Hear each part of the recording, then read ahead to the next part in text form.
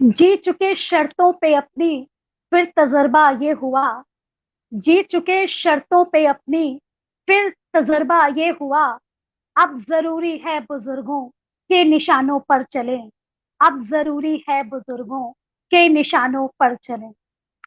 नमस्कार दोस्तों, मैं नंदिनी श्रीवास्तव गाजियाबाद से आज आप सबके बीच अपने नए एपिसोड आपकी बात नंदिनी के साथ एक बार फिर हाजिर हूँ। आप सबके बीच मुखातिब हूँ तीन ऐसे मेहमानों के साथ, तीन ऐसे वट वृक्षों के साथ जो उम्र में तो बुजुर्ग हैं ही, उम्र में तो एक मुकाम उन्होंने हासिल की है, अपने अनुभव में भी वो बहुत बृहद हैं, बहुत गुणी हैं, बहुत गूढ़ हैं। ऐसे तीन मेहमान आज हमारे बीच ग्रेट ब्रिटेन की धरती से आए हैं, अंग्रेजों के उस गढ़ से आए हैं जिन्होंने हम पे 200 वर्षों तक राज किया, और उस भूमि पर, उस गढ़ में वो हिंदी का परचम 3-4 दशकों से लहरा रहे हैं। कैसे लहरा रहे हैं, ये सफर कितना चुनौतीपूर्ण रहा है, कितना अच्छा रहा है, और उन्होंने साहित्य, हिंदी साहित्य में ये मयार, ये ओहदा कैसे हासिल किया, अलग अलग व्यवसाय से जुड़ने के बावजूद भी। हम उनसे ही जुड़कर उनकी ये सारी यात्रा, उनकी ये सारी कहानी जानेंगे। तो बहुत बहुत आपका स्वागत है सिटी अपडेट के इस कार्यक्रम आपकी बात नंदिनी के साथ। मैं सिटी अपडेट चैनल और उसके संस्थापक, उसके संपादक प्रवीण कौशिक जी का की तरफ से भी आप सभी को बहुत बहुत आभार प्रकट करती हूँ। हमारे आज के जो पहले गेस्ट हैं, जो हमारे आज के पहले मेहमान हैं, उनका नाम है डॉक्टर निखिल कौशिक। डॉक्टर निखिल जी का जन्म 1950 में पुरानी दिल्ली में हुआ।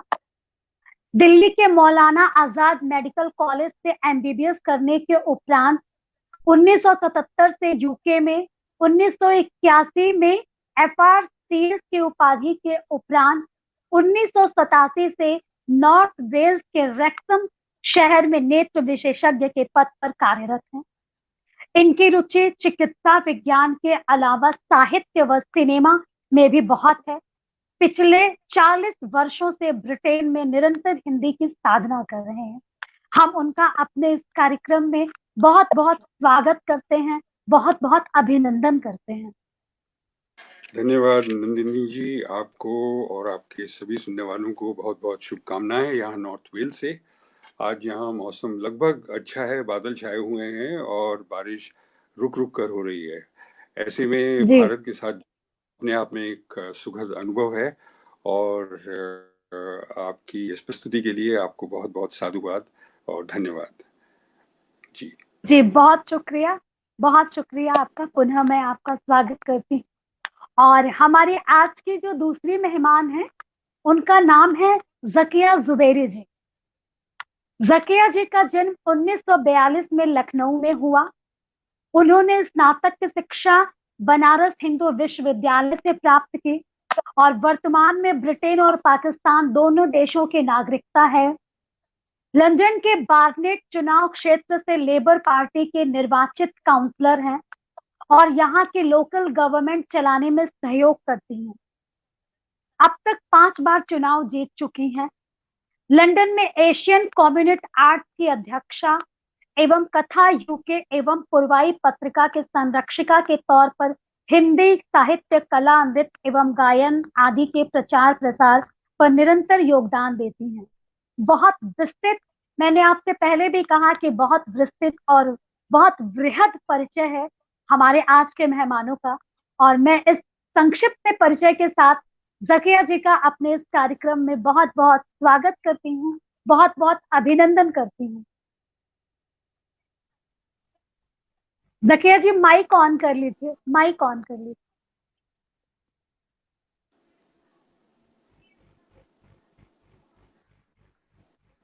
जी, सबको बेहद आदाब, सलाम, नमस्कार और सत श्री अकाल एंड हाय।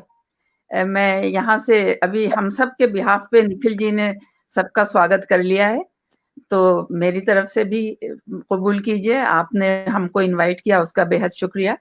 और अब जो लोग हमको देख रहे हैं उनका भी शुक्रिया पहले ही से कर दूं।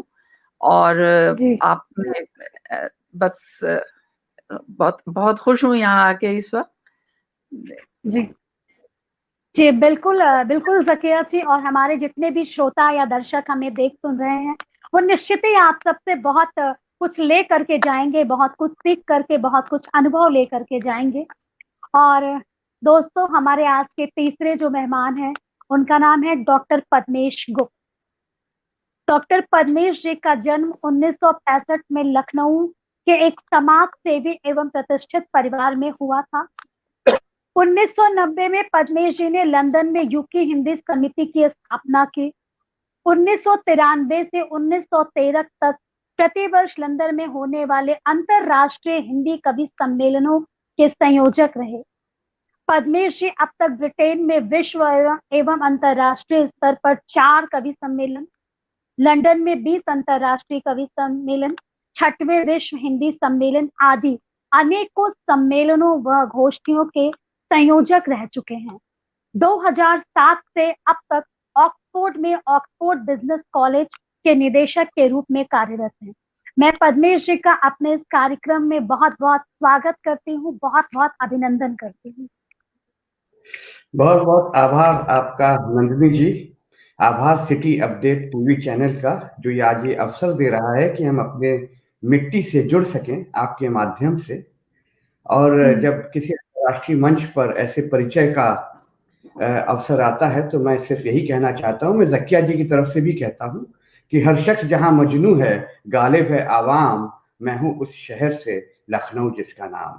बहुत बहुत क्या अरे बात वाह, है, बहुत बहुत बहुत बहुत बहुत बहुत खुशी और हुई सुन के तो मुझे। जी, ज़किया जी भी लखनऊ से जुड़ी हैं और मैं भी लखनऊ से जो है वो परोक्ष रूप से जुड़ी हुई हूँ, प्रत्यक्ष रूप से तो नहीं, परोक्ष रूप से मैं लखनऊ से जुड़ी हुई हूँ। आप सभी का बहुत बहुत स्वागत है, फिर से बहुत बहुत अभिनंदन है। और आप सभी की आज्ञा से मैं इस टॉक शो को आगे लेके चलती हूँ। और हमारे समाज में कहते हैं कि, हमारे सनातन धर्म में कहते हैं कि यत्र नारीस्य पूज्यन्ते रमन्ते तत्र देवता। तो हमारे आज के इन तीनों मेहमानों में जो एक नारी हैं, जो समूचे नारी जाति का प्रतिनिधित्व कर रही हैं, पहला सवाल मैं उनके तरफ ही लेकर के चलती हूँ। और ज़किया जी से इस सवाल का उत्तर मैं जानना चाहूंगी कि ज़किया जी, आपकी रचनाओं को हम हंस जैसी पत्रिकाओं में देखते रहे हैं। आपका जन्म लखनऊ में हुआ, बचपन आजमगढ़ में बीता, स्कूल की पढ़ाई इलाहाबाद में हुई और आपने बीए की डिग्री बनारस से हासिल की। आपका विवाह हुआ कराची में और आप रहती हैं लंदन में। तो आप हिंदी साहित्य से कैसे जुड़कर रह सकी और हिंदी कहानियां आपने कब से लिखनी शुरू की? थैंक यू नन्नी जी, सवाल तो बहुत अच्छा है। देखिए जवाब भी पूरा निकल पाता है कि नहीं। मैं समझती हूँ मैं बहुत भाग्यशाली हूँ जो मैं भारत की 4 इतनी अहम जगहों में पैदा हुई, रही, पली बढ़ी। लखनऊ अपनी नज़ाकत के लिए, अपने कल्चर के लिए मशहूर है। आप पद्मेश जी को देखिए, आपको एहसास होगा। और वैसे मैं इस बात से ज़रा बाहर जाके कह दूँ कि इन बेचारे को आपने हम बुजुर्गों में कैसे शामिल कर दिया। शुरू में आपने कहा तीनों बुजुर्ग तो ये तो बहुत ही छोटे हैं हम लोगों से। और बहरहाल बात अपनी वापस ला रही हूँ अपनी जगह पे कि ये तो मैं लखनऊ में पैदा हुई और वो नज़ाकत के लिए जाना जाता है, समझा जाता है। वहाँ का कल्चर, कहते हैं कि कथक डांस जो है वो वहीं से शुरू हुआ, वाजिद अली शाह के ज़माने से। गालिबन उन्हीं ने वो भी करते थे ये डांस। और फिर वहाँ से मैं बेबी आ गई आज़मगढ़। आज़मगढ़ तो हमेशा से एक सीट कहलाता है कल्चर की। अल्लामा शिबली वहाँ से हुए और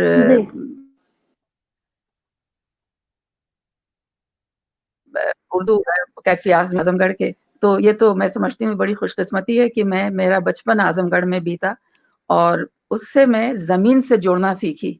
आज़मगढ़ में पलने और बढ़ने की वजह से ज़मीन से, मेरे बड़े भाई-बहन, हम लोग 13 भाई-बहन पैदा हुए, जिसमें से मैं सब छोटी हूँ। तो एज डिफरेंस की वजह से जो हमारा था, उसकी वजह से मेरे भाई-बहन नहीं बन सके।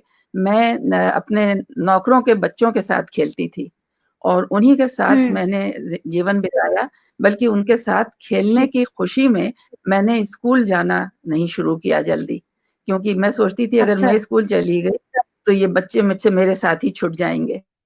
नतीजे में ये हुआ कि वो स्कूल चले गए और मैं अकेली रह गई। और जब मुझे ये एहसास हुआ कि तो बच्चे सब कोई कहीं भी चले गए, माँ से कहा तो उन्होंने कहा कि नहीं यार, क्योंकि मैं ज़िद करती थी, मैं नहीं जाना चाहती थी स्कूल, तब उन्होंने ही मुझसे कहा कि नहीं तुम्हें अब स्कूल जाने की कोई ज़रूरत नहीं, तुम अब थोड़ी दिनों में तुम्हारी शादी कर देंगे। मैं तो बहुत घबरा गई। बहरहाल बड़ी कोशिश करके घर में हिंदी-विंदी पढ़ के और मैं उसी स्कूल में दाखिल हो गई जहाँ वो बच्चे जाते थे।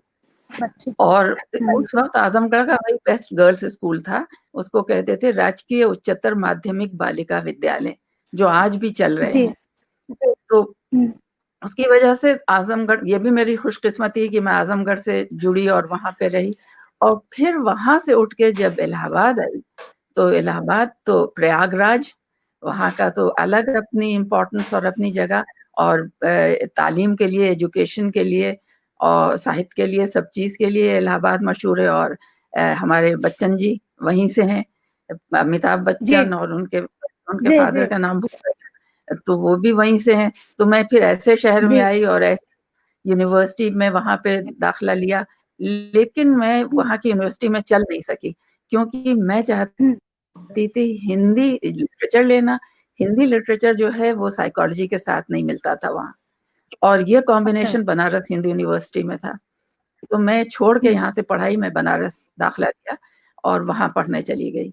तो बनारस भी मैंने हिंदी लिटरेचर के लिए पढ़ा जाके, और वहाँ पे फिर वहाँ का ज़ाहिर है विश्वनाथ मंदिर, और विश्वनाथ मंदिर जो है वो मेरे लिए एक बहुत बड़ा अट्रैक्शन था, क्योंकि दरवाजे ही पे यूनिवर्सिटी के संकट मोचन मंदिर है। तो संकट मोचन के पास तो हम लोग जाते थे कि पास हो जाए, पढ़ते थे नहीं, और वहाँ जाके मांगते थे दुआ कि हम पास हो जाए। और फिर उसके बाद ज़्यादा से ज़्यादा इम्तिहान करीब आता था तो हम विश्वनाथ चले जाते थे। तो और मैंने हर जगह उन्हीं का खा पी के, मैं वहाँ पे सच पूछिए तो उन्हीं का खा पी के मैं पली बड़ी हूँ। कभी इस मंदिर में खाती थी, कभी उस मंदिर में, क्योंकि मिठाई बहुत पसंद थी, और वहाँ जो मिठाई चढ़ाई जाती थी उसमें से ज़रूर बैठ के खाती थी। तो बनारस का ये, और वहाँ का सुबह बनारस और शाम में अवध, ये भी देख लीजिए। लखनऊ से चलती है एक बच्ची और बनारस में आके जहाँ की सुबह बनारस, और वाकई में सुबह उठिए तो वहाँ पे मोर नाच रहे होते थे, सवेरे उठना पड़ता था जरा देख के लिए। तो मैं सवेरे उठ के, पहले सारे बच्चे सो रहे होते थे, मैं जाके पहले तो मोरों का नाच देखती थी, और उसके बाद मैं विश्वनाथ का मंदिर, वहाँ पे एक अंदर भी था यूनिवर्सिटी के, तो वो मेरी वहाँ पे उपस्थिति ज़रूर थी। मुझे डांस बहुत पसंद था देखना, करने की तो इजाज़त नहीं थी, मुस्लिम घराने से थी, तो देखी के खुश हो लिया करती थी, और ये दिल में सोचा था कभी मौका मिलेगा तो ज़रूर सीखूँगी। मगर बहरहाल पढ़ाई के दिनों में तो नहीं करने दिया गया।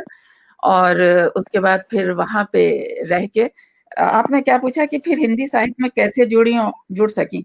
तो यही पूछा है ना आपका सवाल?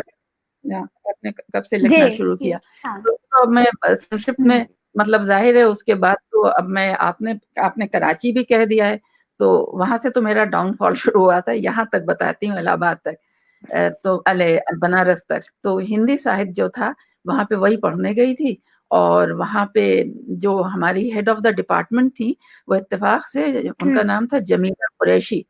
तो मुझे बड़ा ताज्जुब हुआ कि ये मुसलमान है और यहाँ पे ये हेड ऑफ द डिपार्टमेंट है, और वो ग्वालियर की थी। तो मैंने बड़ा उनसे एक बार मुलाकात की, और मैंने कहा ये बताइए कि आपके घर में आपको हिंदी पढ़ने की इजाज़त इतनी आगे तक थी?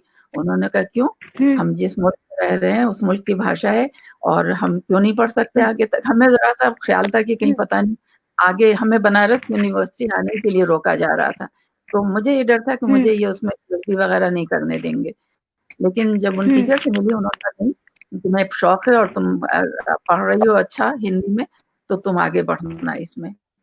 तो बहरहाल, और वहीं से फिर मुझे हिंदी पढ़ी तो हिंदी लिखने का भी शौक हुआ, और बीए करने के बाद मैं, बदकिस्मती ये हुई कि मैं उस वक़्त फिर बड़े अपने छुट्टियों में भाई से मिलने ढाका चली गई, और ये वॉर हो गई 65 वाली, जो इंडिया के साथ हुई थी भारत की, तो फ्लाइट वगैरह बंद हो गई, फ्लाइट्स बंद हो गई, तो मुझे वहीं दाखिला लेना पड़ गया ढाका में। आपको अल्लाह के शुक्र है किसी ने बताया नहीं कि बीच में पड़ाव एक ढाका भी है मेरा, वहां भी मास्टर्स वहीं से, फिर कराची आई तो शादी। हाँ, तो और फिर वहां तक तो समझिए कि यह सवाल जो है ये एकदम से फैला जा रहा है, क्योंकि कराची तक तो शादी हो गई, बच्चे पैदा करती रही, वहां पे माहौल ही नहीं था हिंदी का। पंजाब में मुसलमानों का जो पंजाब है पाकिस्तान में, वहां तो वो लोग शायद हिंदी का लफ्ज भी नहीं जानते, पंजाबी बोलते थे, पंजाबी जानते थे, मगर यहाँ शुक्र इस वक्त ना पद्मेश जी पंजाबी ना दूसरे वो पंजाबी, लेकिन देख तो बहुत रहे होंगे पंजाबी लोग, तो मैं ज्यादा वहाँ का कल्चर का जिक्र नहीं करती, लेकिन भाषा जरूर वहाँ हिंदी नहीं थी, तो वहाँ पे मुझे हिंदी को रोकना पड़ा। बल्कि अगर देर ना हो तो ये बता दूं कि हिंदी को ऐसे रोकना पड़ा कि मेरी सास, मैं पकाती वकाती तो थी नहीं, सब कुछ तो मेरे साथ मेरे पूरी ससुराल रहती थी, मैं बड़ी खुशकिस्मत थी कि मुझे कुछ नहीं करना पड़ता था। तो उन्होंने कहा कि तुम चलो अब सौदे की लिस्ट बना दो, तो उन्होंने बोला और मैंने लिस्ट बना दी। तो नौकर और ड्राइवर दोनों गए और आधे घंटे के बाद वापस आए कि ये तो लिस्ट ही नहीं कोई पढ़ पा रहा है। अच्छा। तो मेरी सास ने कहा, भाई कैसा तुमने लिखा है कि लिस्ट नहीं कोई पढ़ पा रहा है? एक सेकेंड। तो उन्होंने लेके देखा कि क्या खुदा ये क्या जबान है? तो मैंने कहा हिंदी। अरे तुम हिंदी लिखती हो? तुम्हें उर्दू नहीं आती? मैंने कहा नहीं। कहने लगी हमको तो ये मालूम ही नहीं था। तो मतलब वो कुछ ऐसा चैलेंज लगा कि अगर इनको मालूम होता कि मैं हिंदी लिखती पढ़ती हूँ तो शायद ये शादी ना होने देती। तो मैं बड़ी घबरा, हाँ बिल्कुल जैसे उन्होंने कहा। तो मैंने पूछा कि ये आप ऐसे क्यों कह रही? कहती कि भाई तुम मुसलमान लड़की हो, तुमने हिंदी नहीं पढ़ी? मैंने कहा मैं हिंदुस्तान में पली बड़ी हूँ अम्मा, वहां पे हिंदी नहीं, उर्दू नहीं थी, खाली हिंदी थी। तो आपको तो हिंदुस्तानी मुसलमान लड़की से शादी नहीं करनी चाहिए थी।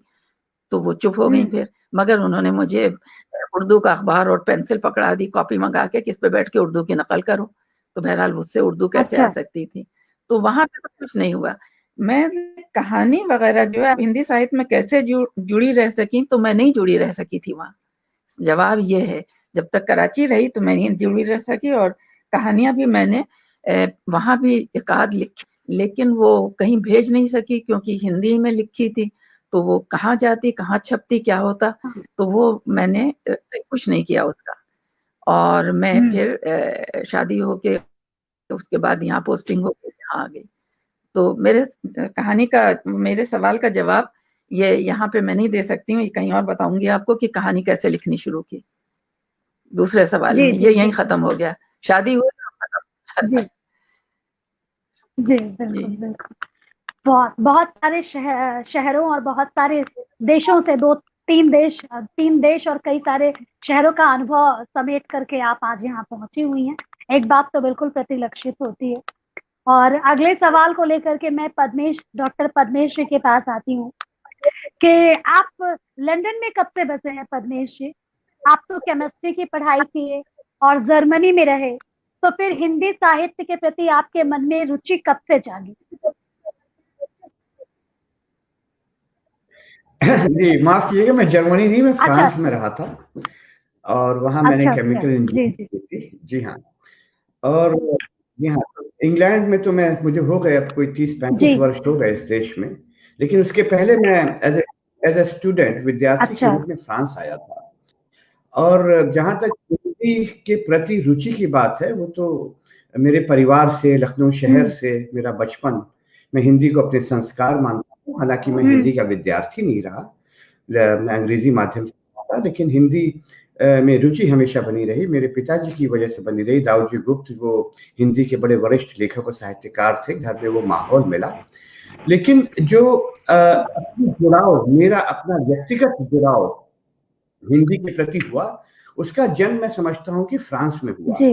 जब मैं फ्रांस पहुंचा तो वहां मुझे बात से परिचय हुआ, मैं अवगत हुआ कि अंग्रेजी ही सिर्फ अंतर्राष्ट्रीय भाषा नहीं है, जैसा कि भारत में हमें लगता था बचपन से। और फ्रांस में जब यूरोप में रहने का अवसर मिला तो मैंने देखा फ्रेंच और स्पेनिश वो दुनिया में बहुत ज्यादा बोली जाती है, बहुत ज्यादा देशों में बोली जाती है, और कहीं मुझे लगता है कि अंग्रेजी से ज्यादा बोली जाती है। जी, जी, और जो जी। फ्रांसीसी लोगों का अपनी भाषा के प्रति प्रेम दिखा मुझे, वो मेरे लिए एक आंख खोलने वाली बात थी कि अपनी भाषा से, अपनी संस्कृति से उन्हें अंग्रेजी से इतना प्रेम नहीं था फ्रांसीसी लोगों को। और यहाँ तक कि जब मैंने फ्रेंच सीखी और मैं उनसे फ्रेंच में वार्तालाप करता था, लेकिन कहीं कहीं पे मैं अटक जाता था तो मैं अंग्रेजी बोलता था। तो जहाँ पे वो अंग्रेजी बोलता था तो वो मुझसे कहते थे इसको हिंदी में क्या कहते हैं उन शब्दों को, और मैं जब हिंदी में उनको अर्थ बताता था तो वो हिंदी में मुझसे बात करना पसंद करते थे, ना कि अंग्रेजी में। तो इससे मेरा एक विजन खुला, मेरा मस्तिष्क खुला। उसके बाद मुझे अवसर मिला इंग्लैंड आने का, मैं यहीं पर बस गया, और हिंदी के प्रति जो मेरे मन में भाव थे, जो सम्मान था, वो बहुत बढ़ा वहां पर रहकर। और मेरा जो हिंदी में मेरी जो गतिविधियां हैं और हिंदी में जो लेखन है वो प्रफुल्लित हुआ मेरे इंग्लैंड प्रवास से। और बहुत शुरू में मैं 20 साल का था जब इंग्लैंड आया था, और शुरू के 3-4 वर्ष मुझे मैं मिस करने लगा वो हिंदी की गोष्ठियां या हिंदी साहित्य या हिंदी में लोग बात करें।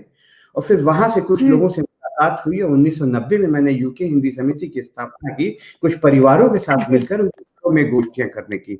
लेकिन जब वो काम शुरू हुआ तो वह आग की तरह फैलने लगा यहाँ पर, और ऐसा लगा कि बहुत ज्यादा प्यास थी लोगों में किसी एक ऐसे मंच की जहां पर हिंदी में बात हो सके और हिंदी आगे बढ़ सके। उस समय यहाँ सिनेमा हॉल नहीं थे, टेलीविजन चैनल्स नहीं थे, रेडियो एक आध शुरू हो रहे थे हिंदी के। तो शायद वो अवसर था, वो समय ऐसा था कि जब मैं आया और वह अलख जलनी शुरू हो गई, और मेरी हिंदी की जो गंभीर यात्रा है वो 1990 से इंग्लैंड में शुरू हुई। जी, जी, जी।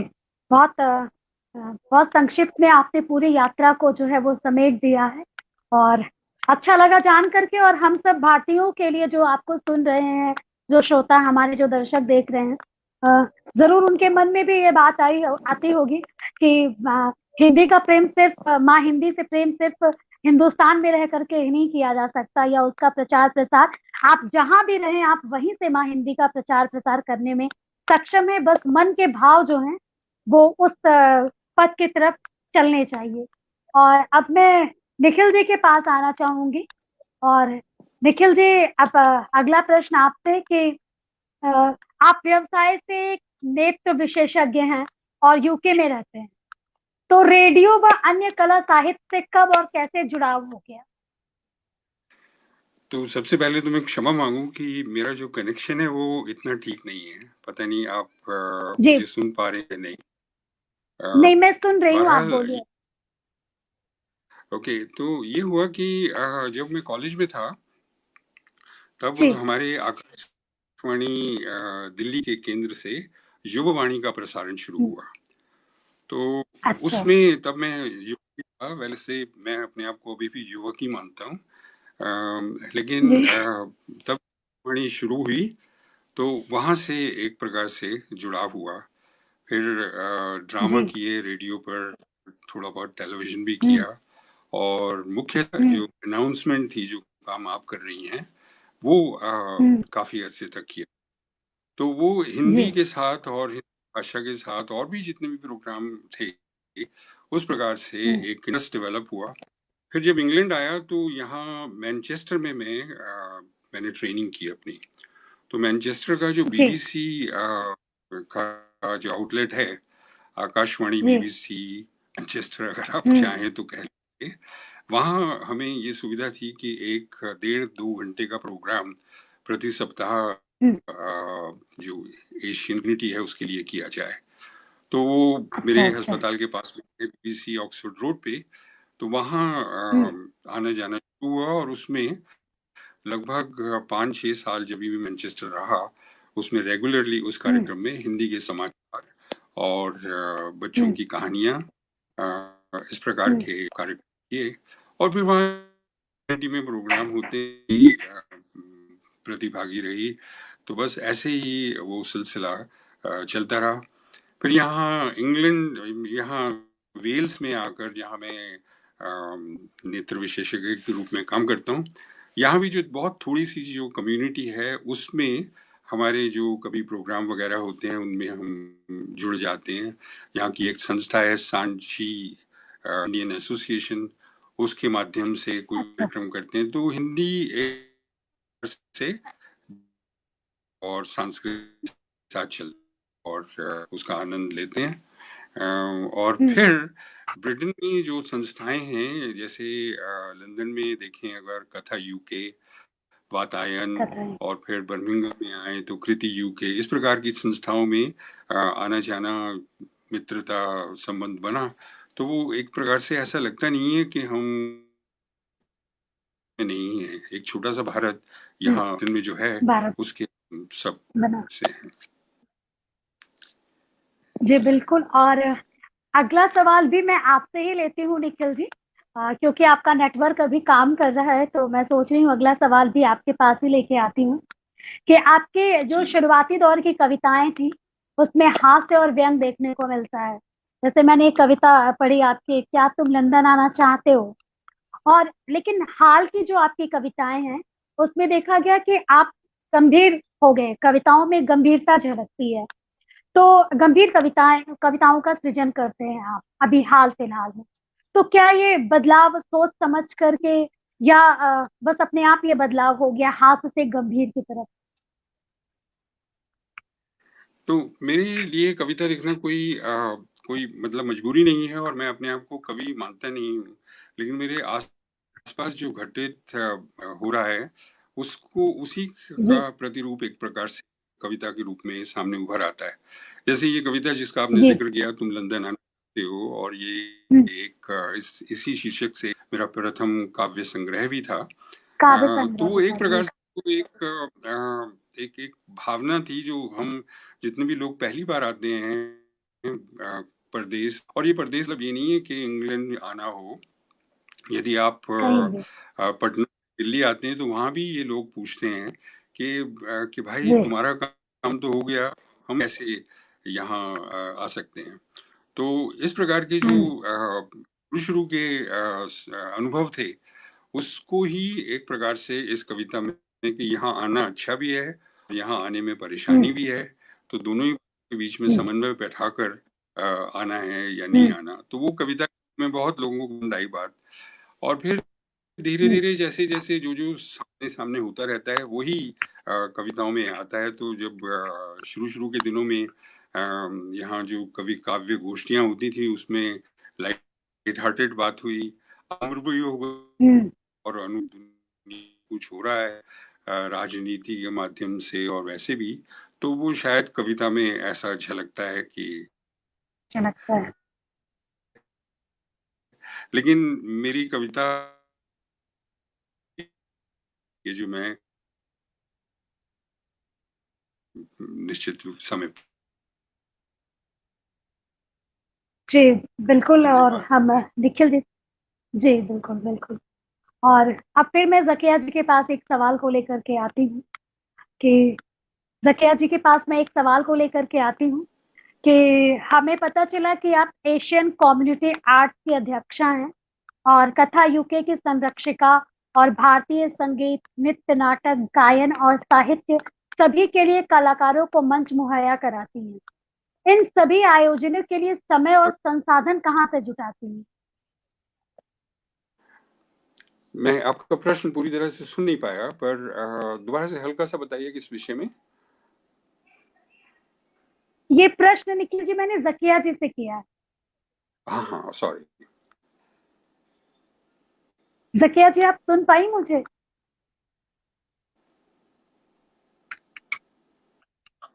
ज़किया जी माइक ओपन कर लीजिए।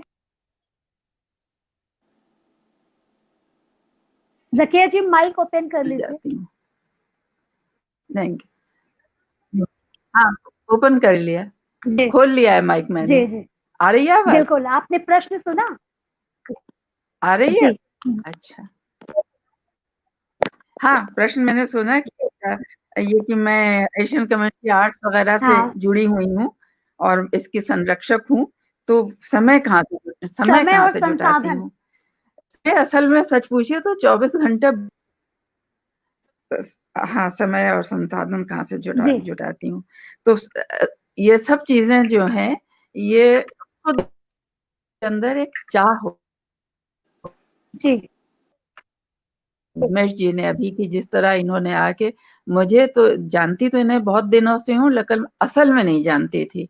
असल का अभी मैंने सुना कि इन्होंने हिंदी बिल्कुल यहाँ पे ऐसे शुरू किया कि लोग जैसे आगे बढ़े और उसको एम्ब्रेस कर लिया हिंदी को, तो बड़ी बात है। मैं सोचा करती थी कि हिंदी यहाँ शुरू कैसे हुई, तो अब मुझे मालूम हुआ। और एक बात मुझे इनकी संस्था की बहुत अच्छी लगती थी कि ये बच्चों को यहाँ से भारत अच्छा भेजते थे। सही बात उमेश जी? हाँ, ये भेजा करते थे, तो वो एक बहुत अच्छा इनका, अब मुझे नहीं पता कर रहे हैं कि नहीं कर रहे हैं, लेकिन मैं सुना करती थी तो मुझे पसंद था। तो ये भी बहुत मसरूफ थे, ये अपने काम करते रहे, सब कुछ किया इन्होंने। ये निखिल जी जो हैं, ये बहुत बड़े आँखों के सर्जन हैं और फिजिशियन हैं, दोनों हैं। ये उन सब चीज़ों के बरते हैं, ये सारे काम, फ़िल्में भी जी बनाते हैं जी ये। अभी इन्होंने शायद नहीं बताई ये बात। तो मैं तो ज़्यादा कोई सक्रिय नहीं हूँ। आपने सवाल पूछ लिया है जिससे मुझे ज़रा-सा जासूस मिल गई है इस वक़्त। तो मैं एशियन कम्युनिटी आर्ट्स जो है, ये सब भारत से एक चिंगारी थी जो अंदर थी, वो बंद होके और अंदर-अंदर सुलग रही थी, और बंद इसलिए हुई कि शादी होके मैं पाकिस्तान आ गई। तो एक चीज़ मैं अब ऐसी बात अदा करूँगी कि पाकिस्तान जाऊँ तो मार दिया जाए, मगर इतना ज़रूर कहूँगी कि वहाँ पे दब के रह गई बिल्कुल, और मैं पाकिस्तान 9 साल से ज़्यादा नहीं रह सकी। और जैसे ही ट्रांसफ़र हुआ तो पति से पहले मैं यहाँ भागी, जैसे ऐसा लगता था मुझे।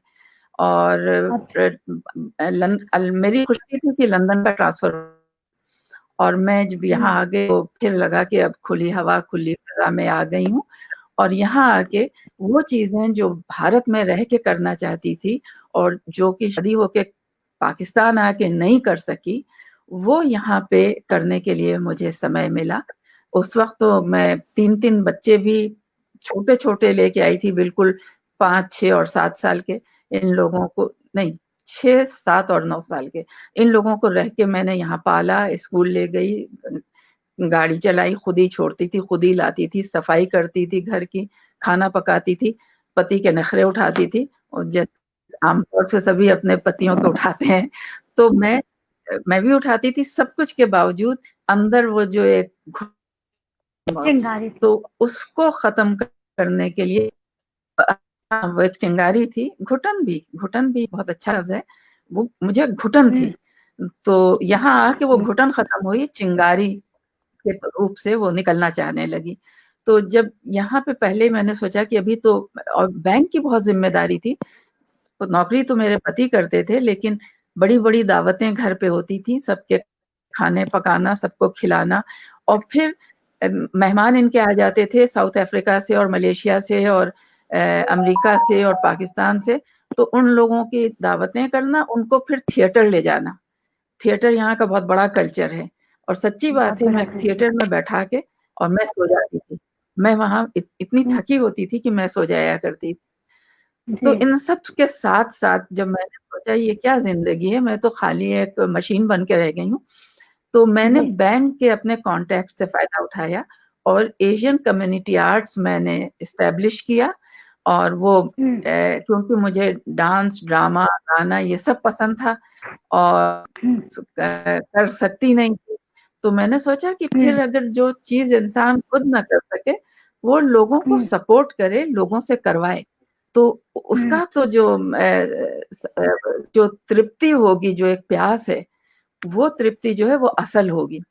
जैसे रेगिस्तान सही में बात चलते-चलते थोड़ा-सा भी पानी मिल जाए, तो पानी कैसा मिल जाए महसूस जी होगा?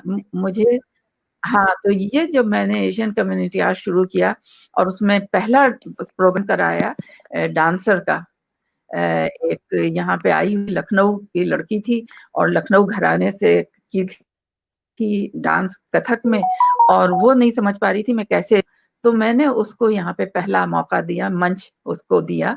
यहाँ पे एक वो है कॉमनवेल्थ इंस्टीट्यूट होता था, पद्मेश जी जानते होंगे, और वो तो चले गए शायद निखिल जी। तो वो उसको उसमें बहुत बड़ा हॉल था, उसमें डांस कराया और बहुत सक्सेसफुल हुआ। उसके बाद वो लड़की आज जो है उसका नाम दुनिया में है। आप अगर उसको गूगल करेंगे पाली चंद्रा, तो वो उसकी मेहनत थी, मगर एक शुरुआत सिर्फ मैंने की थी और वो आज तक मुझे माँ कहती है और वो आके स्विट्जरलैंड में सेटल हो गई है। तो जैसे माँ अपनी बेटी के घर जाती है, उस तरह से मैं हर साल उसके यहाँ जाके रहती हूँ और वो पूरी खिदमत मेरी करती है। उसके 2 बेटे हैं और पति हैं, सब बहुत अच्छे हैं और बिल्कुल अब मैं अगर यहाँ गिर भी पड़ूं तो वो वहां से भागी आती है और एक रात आके मेरे साथ सोती है कि मैं आपकी देखभाल करने आई हूँ। तो मैं इमोशनल हो रही हूँ ये सब कह के। तो उसके बाद जो पाली इतनी आगे निकल गई ना, तो मुझे तो फिर समझिए कि मैंने प्लेस भी, ड्रामे करने वाले लोग भी थे भारत के, नहीं बढ़ पा रहे थे, खत्म हो गया था, पैसे नहीं थे, उनको मंच दिया, उनका करवाया, फिर पेंटिंग की एग्जीबिशंस करवाई, फिर आर्टिस्ट को ला के बैठाती थी, जब पाली डांस करती बैठाती थी कि तुम स्केचेस बनाओ, फिर मैं वो स्केचेस बेच दिया करती थी। तो इस तरह से यहाँ पे मैंने वही जो एक चिंगारी थी या एक घुटन थी, उसको मैंने आगे बढ़ाया। तो इन जो आपका दिल का काम है ना, उसके लिए फिर आपको समय की कमी नहीं होती है। जिस आपका चाह रहा है कि ख्वाहिश है, तो वो ख्वाहिश पूरी करने के लिए आप ना मेहनत पता चलती है, ना रुपया पैसा पता चलता है, जितना है सब लगाइए। जो कुछ था वो लगाती थी और फिर वो हासिल करके मैंने पति से मदद नहीं ली रुपए पैसे में। मैंने प्रोग्राम किया, प्रोग्राम जो खत्म हुआ उससे जो मैंने हॉल वगैरह के देके सारे पैसे फिर मैं आर्टिस्ट को दे देती थी। तो इसलिए मैंने इसका कोई अकाउंट नहीं खोला और मैं सबको इतना भरोसा था कि मैं रखूंगी नहीं एक पैसा भी। तो मैं और बैंक के कॉन्टैक्ट से ये हुआ कि मेरे वो मेहमान आ जाते थे, देखने वाले श्रोता जो और सुनने वाले लोग जो थे वो लोग आ जाते थे प्रोग्राम देखने के लिए। तो यही कहना है कि ख्वाहिश है तो ख्वाहिश पूरी करने के लिए आपको समय मिला। और ये 2 लोग जो मेरे साथ हैं ये भी इन्हीं चीजों के हैं जिन्होंने शौक को पूरा किया है। और उनको इन्होंने टाइम कैसे निकाला, यही सवाल इनसे भी पूछिएगा तो फिर आपको अंदाजा हो जाएगा। और सबको होगा कि हम लोग यहाँ आके, ये शायद इस मुल्क की देन भी है कि यहाँ पे हम लोग थकते नहीं है। तो ये भी बात है। हम बचपन से यही सुनते आए हैं कि जहाँ चाह है वहाँ राह है। और एक बार मैंने विवेकानंद जी को मेरे जो है बहुत पसंदीदा हैं चरित्र, तो मैं विवेकानंद जी को एक बार पढ़ रही थी, तो उन्होंने एक कोट पढ़ी कि उन्होंने कहा था कि जो कहते हैं मैं व्यस्त हूँ वो दरअसल व्यस्त नहीं है, अस्त व्यस्त है, क्योंकि 24 घंटे बहुत होते हैं कार्य को करने के लिए। तो ये विवेकानंद जी ने कहा कि जो कहते हैं व्यस्त हूँ वो दरअसल व्यस्त नहीं अस्त व्यस्त है। तो अगला प्रश्न लेके मैं पद्मेश जी के पास आती हूँ। आवाज आ रही है पद्मेश जी? जी स्वागत। जी कुछ डिस्टरबेंस आ रहा है मेरे ख्याल से, माइक बंद कर लें। ज़किया जी और निखिल जी अपने म्यूट कर लें तो शायद आवाज। हाँ जी पद्मेश जी, आप लक्ष्मीमल सिंघवी जी के साथ आपने और आपके साथियों ने मिलकर हिंदी की अलख लंदन में जगाई। उस समय के हिंदी के माहौल के बारे में हमारे दर्शकों को कुछ बताइए। जी जरूर। कैसे माहौल था उसमें?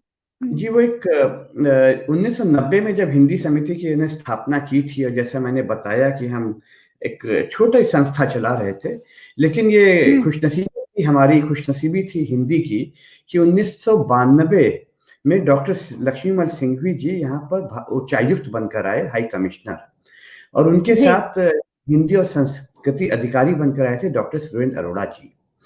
और सिंघवी जी संभवतः एक पहले हाई कमिश्नर थे यहाँ पर जिन्होंने अपने घरों में हिंदी की संगोष्ठियां शुरू की। और जहां तक मुझे याद पड़ता है सबसे पहले अजीत कुमार जी आए थे, एक विख्यात जो हमारे भारत के, उनकी उन्होंने गोष्ठी की। उसके बाद अटल जी आए थे, उसके बाद लता मंगेशकर का कार्यक्रम भी अपने घरों में शुरुआत की।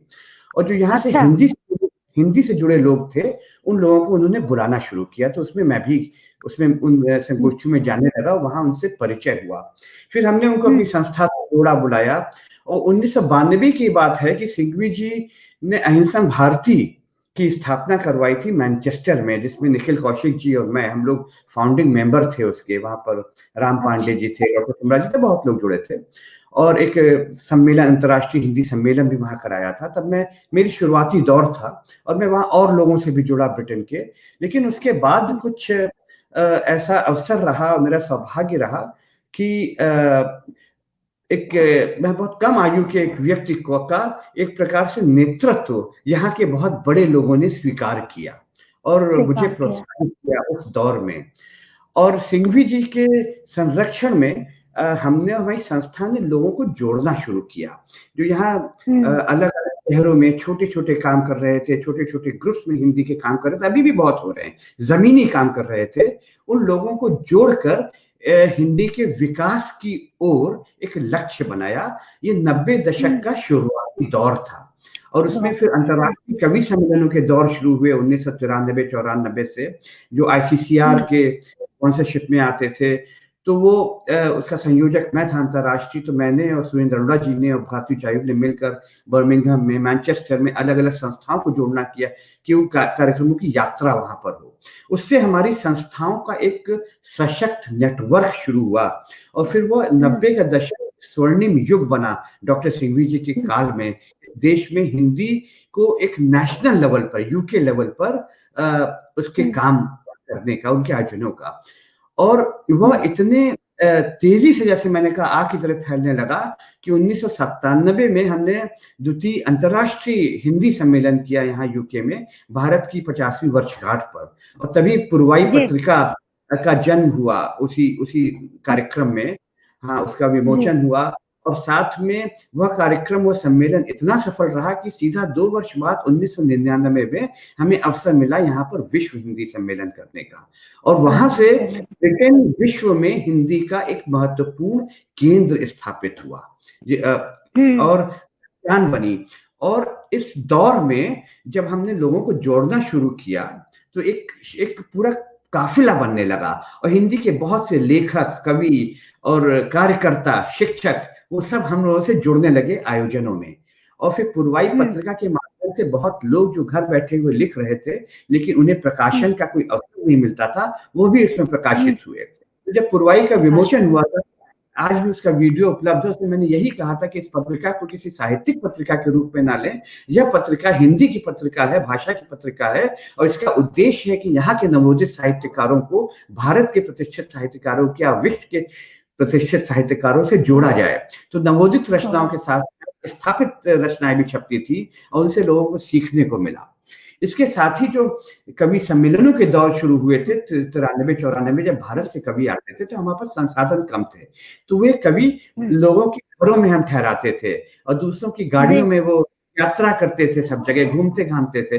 तो उन लोगों के संपर्क बनना शुरू हुए और उनसे भी बहुत प्रोत्साहन मिलना शुरू हुआ। तो भारत के साहित्यकारों का ब्रिटेन के रचनाकारों, साहित्य हिंदी प्रेमियों के साथ एक पारिवारिक संबंध शुरू हुआ 90 के दशक में, जिसने एक बहुत बड़ा काम किया इस देश में हिंदी को स्थापित करने में, उसको बढ़ाने में, उसको प्रोत्साहित करने में। और इस जुड़ाव के साथ मैंने जैसे कहा, जब मैं आया था तो एक गैप था यहाँ पे हिंदी के कार्यक्रमों का। कुछ कार्यक्रम होते थे लेकिन छोटे छोटे होते थे, अपने अपने एरिया में होते थे, कम्युनिटी पे होते थे, उनको जोड़ के एक बड़ा स्थायी मंच नहीं था जो मिला। और जो जमीनी काम होते हैं, जो आज भी हो रहे हैं, बहुत सी जगहों को मैं नहीं जानता। यदि आप ब्रिटेन में हिंदी के विषय में पूछें तो निखिल जी आएंगे, वो बताएंगे जो वो जानते हैं, सत्या जी वो बताएंगे जो वो जानती है, मैं वो बताऊंगा जो मैं जानता हूं। लेकिन पूरा पर्सपेक्टिव, पूरा परिप्रेक्ष्य को जानने के लिए आपको बहुत लोगों से बात करनी पड़ेगी और फिर उन्हें जोड़कर अपना विस्तृत परिचय बनाना पड़ेगा कि ब्रिटेन की हिंदी का है कहां पर इस समय। 1, 2, 4 लोगों से मिलकर वो बात होती है, जो कुएं के मेढक होते हैं तो वहां पर उससे ज्यादा नहीं देख पाते, उनको लगता है हिंदी इतनी या कोई भी विषय उतना ही है, या वो देखना नहीं चाहते। लेकिन आप 4 कुओं को मिलाकर उनके मेढकों से बात करेंगे तब आपको पता रहेगा कि पूरे तालाब में क्या काम हो रहा है। तो इस तरह से ये चीजें शुरू हुई। विश्व हिंदी सम्मेलन इतना इतना महत्वपूर्ण कार्यक्रम रहा। और बहुत लोग हैं जो विश्व हिंदी सम्मेलन को एक सरकारी सम्मेलन के रूप में मानते हैं और सोचते हैं कि शायद इससे उतनी प्रगति नहीं होती, लेकिन मैं मानता हूं कि विश्व हिंदी सम्मेलन जहां होता है वहां पर उसका बहुत बड़ा फैलाव और उसका वातावरण तैयार होता है। तो उसका एक गंभीर वातावरण 1999 के विश्व हिंदी सम्मेलन के बाद से भी शुरू हुआ, जिसका विषय था हिंदी एवं भावी पीढ़ी, और वहां से एक भावी पीढ़ी की ओर भी योजनाएं शुरू हुई और बहुत सी गोष्ठियां, पूरा वातावरण बनता चला गया उस 90 के दशक में, जहां एक नई शुरुआत हुई और जो आज तक चल रही है, प्रफुल्लित हो रही है और आगे बढ़ रही है। हाँ जी, बिल्कुल। मैंने ये पढ़ा था कि उसका जो शीर्षक विषय था वो था हिंदी और आगामी पीढ़ी। तो ये जरूर इससे आगामी पीढ़ी लाभवान हुआ, मतलब उनको लाभ मिला होगा। इससे जरूर उनको कुछ ना कुछ एक राह, एक मार्ग उनको हिंदी लेखन, पठन, पाठन की तरफ मिला होगा। जो सम्मेलन होते हैं वहाँ चर्चाएं होती हैं, वहाँ एक स्ट्रेटेजी होती है, रणनीति, लोग विचार बनाते हैं, लेकिन उन्हें आगे बढ़ाने का काम उन कार्यकर्ताओं का होता है, उन दर्शकों का होता है जो उसमें सम्मिलित होते हैं। तो वहां पे तो एक विचार वाली बातें हुई, पर्चे पढ़े गए, पेपर पढ़े, लोगों ने अपने अनुभव बांटे, अपने जीवन की यात्राएं लोगों के साथ साझा की। लेकिन उसके बाद 2000 में यहाँ पर हिंदी और संस्कृति अधिकारी बनकर उच्चायोग में आए अनिल शर्मा जी, अनिल जो इस समय केंद्रीय हिंदी संस्थान के उपाध्यक्ष हैं, और उन्होंने हिंदी और एवं भावी पीढ़ी पे उनसे चर्चा हुई। उसके बाद हमने यहाँ पर एक हिंदी परामर्श मंडल की स्थापना की सन 2001, जस्ट उसके बाद सम्मेलन के बाद डॉक्टर सत्येंद्र श्रीवास्तव जी की अध्यक्षता में, जिसमें गौतम सचदेव जी उसके उपाध्यक्ष थे। और ये हिंदी और एवं आगामी पीढ़ी को आगे कैसे ले जाया जाए, तो अनिल शर्मा जी ने उस समय एक ये परिकल्पना दी, संकल्पना दी कि एक हमें यदि हिंदी कंपटीशन, हिंदी ज्ञान प्रतियोगिता की शुरुआत करें। उस पर डॉक्टर गौतम सचदेव जी ने एक लेख भी लिखा था कि किस प्रकार से भावी पीढ़ी को हिंदी के प्रति, भाषा के प्रति आकर्षित किया जाता है।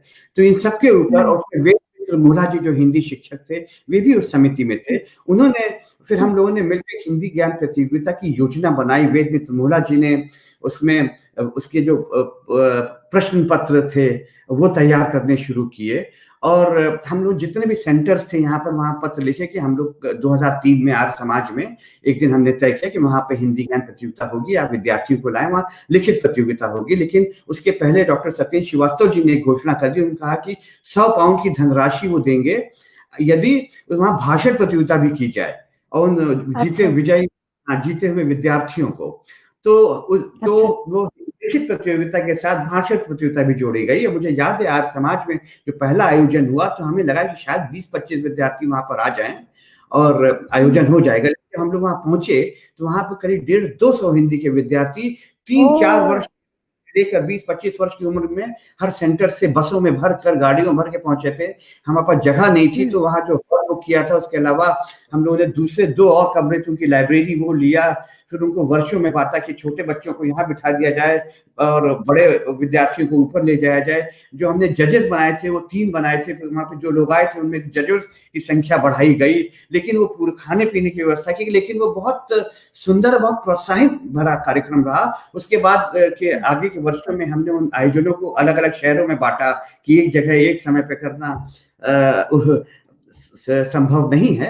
उस प्रकार से हिंदी ज्ञान प्रतियोगिता का दौर शुरू हुआ और वो आज भी चल रही है। अभी पिछले हफ्ते उसकी भाषा प्रतियोगिता में तकरीबन 150 विद्यार्थियों ने भाग लिया। पूरी प्रतियोगिता जूम पर हुई और फिर इसमें ये चीजें बढ़ती रही। इसमें फिर हम विद्यार्थियों को, विद्यार्थियों को भारत यात्रा, जैसे जकिया जी ने बताया, 2004 से शुरू की, वो भारत यात्रा भी आज तक चल रही है। लेकिन ये विषय ऐसे हैं नंदिनी जी कि आप इसके ऊपर मेरा पूरा सत्र कर सकती हैं, चाहे वो 90 का दशक हो, चाहे वो प्रतियोगिता की बात हो या कवि सम्मेलनों के अनुभवों और उन यात्राओं की बात हो, उनसे क्या प्रभाव पड़ा, उससे क्या जोड़े, तो पूरा अलग अलग विषय हो सकते हैं। मतलब उसमें न जाने कितनी देर बोल सकता हूँ, आप लोगों का ज्यादा समय नहीं लूंगा, लेकिन परिचय के रूप में जितनी बातें मस्तिष्क में आ रही हैं मैं आपके साथ साझा कर रहा हूँ नंदिनी जी।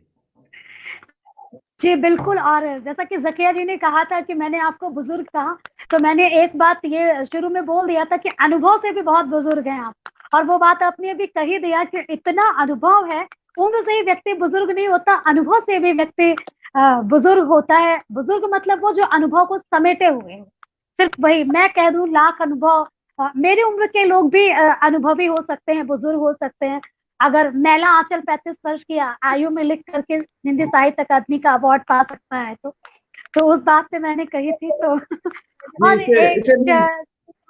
इसे मैं इस रूप में मानता हूँ कि सचिन तेंदुलकर ने 16 साल की मैं उम्र में शुरू कर दिया था। मैं यही कहना, उनके जो साथी थे, जो उनसे बड़े भी थे, वो भी उन्हें सीनियर खिलाड़ी मानते थे। तो शायद ऐसा ही मेरे उम्र कम की शुरुआत कर दी थी कि यहाँ पर अरुण भी आए थे एक बार, और जब मैं उनको एयरपोर्ट से लेने आया तो उनको लगा कि मैं पद्मेश का पुत्र हूँ जो उनको लेने आया है।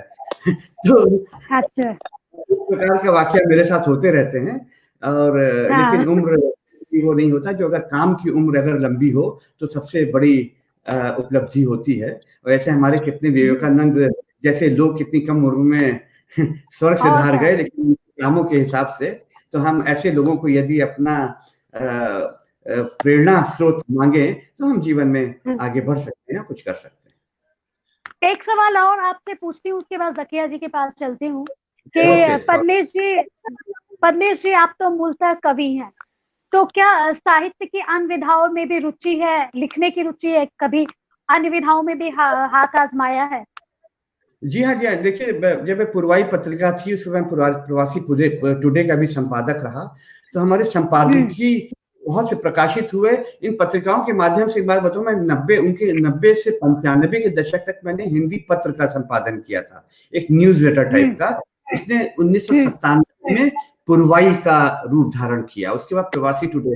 तो कविताओं के अलावा जो संपादकीय मैंने लिखी, उसमें बहुत लेख लिखने के अवसर मिले, और मैंने वो लेख भी लिखे। मैं समझता हूँ कि यदि उनको संग्रहित किया जाए तो 1990 से अब तक का जो ब्रिटेन में इतिहास है हिंदी की पूरी यात्रा, उन पत्रिकाओं के माध्यम से, उन संपादकीय के माध्यम से देखी जा सकती है। और इसके अलावा मैंने कहानियां भी लिखी हैं, निकट भविष्य में कहानी संग्रह भी आए, लेकिन मैंने कहानियों को उतनी गंभीरता से नहीं लिया। मूलतः कवि हूँ, तो जब मैं कहानी की कोई बात भी सोचता हूँ तो 2-4 कविताएं हो जाती हैं उस बहाने। लेकिन इसमें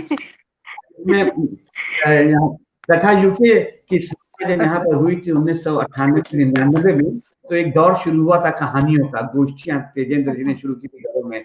तो वो एक दौर था, उस वातावरण में मैं भी फंसा, और उस समय मैंने कई कहानियां लिख डाली थी। और लेकिन वो अभी शायद हैं, शायद कहानी संग्रह शीघ्र आएगा। और जब हम कुछ करते हैं तो किसी भी क्षेत्र में लिखते हैं, वहाँ पहचान बनती है अवश्य। लेकिन मैं ज्यादातर अधिकतर लेखकों को जानता हूँ, जब वो लिखना शुरू करते हैं तो और क्षेत्र भी उसमें शामिल हो ही जाते हैं, आप प्रभावित होते हैं, प्रेरणा मिलती है। बिल्कुल बिल्कुल बिल्कुल। और अभी आपकी कविताएं भी, आप सबकी कविताएं भी सुनी जाएंगी। और निखिल जी आ गए हैं, मैं फिर से उनका स्वागत करते हुए अपने अगले प्रश्न के साथ उनके पास ही आती हूँ। निखिल जी, आप सुन पा रहे हैं? निखिल जी,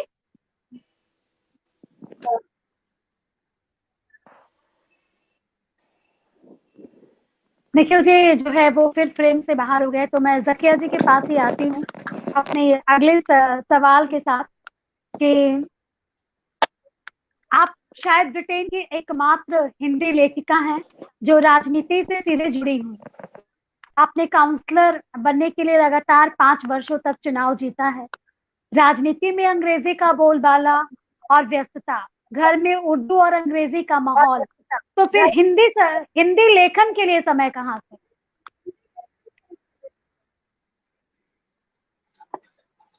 हिंदी लेखा की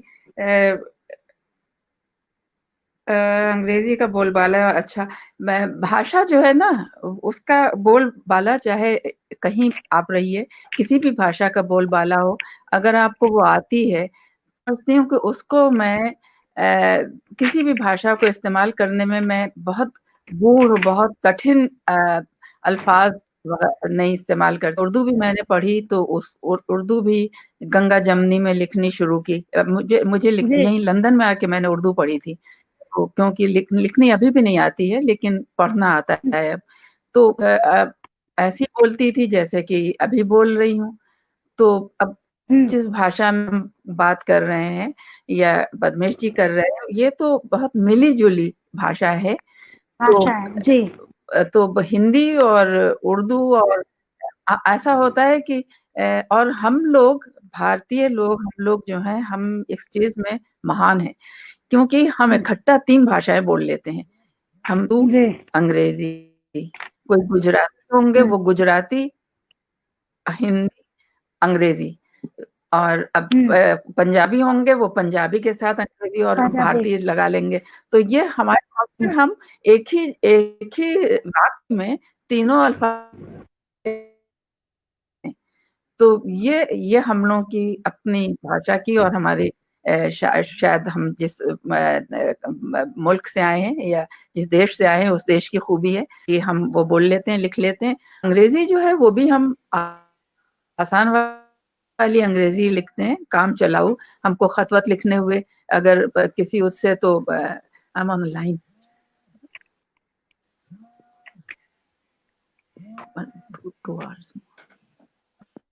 कीजिएगा।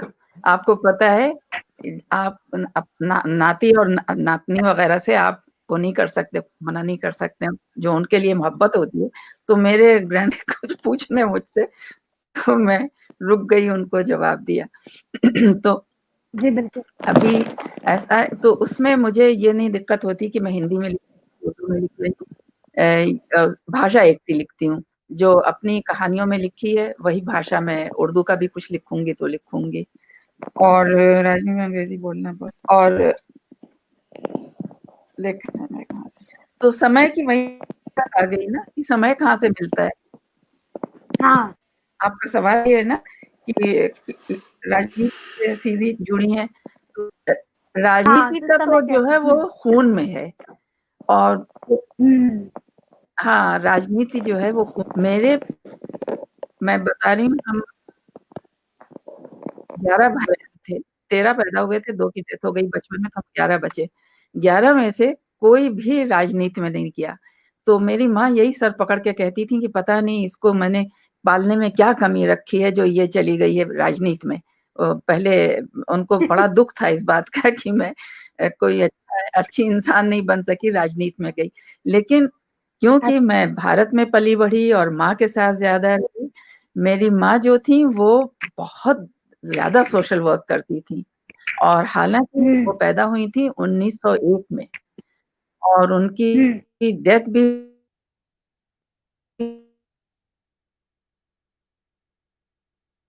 2001 में। और वो आजमगढ़ में रह के मैंने देखा है वो जिस तरह के काम किया करती थी। हमारे पीछे एक गांव था, नरौली कहलाता था, उसमें टीचर और सब हिंदू लोग थे, और वो सब अम्मी सबको नाम से जानती थी और सबके लिए कुछ ना कुछ करती रहती थी। और मेरे ब्रदर थे, जब वो रिटायर हुए तो उन्होंने वहां पे पूरा एक दवाखाना बनाया आजमगढ़ में, जो कि सिर्फ नरौली वालों के लिए था।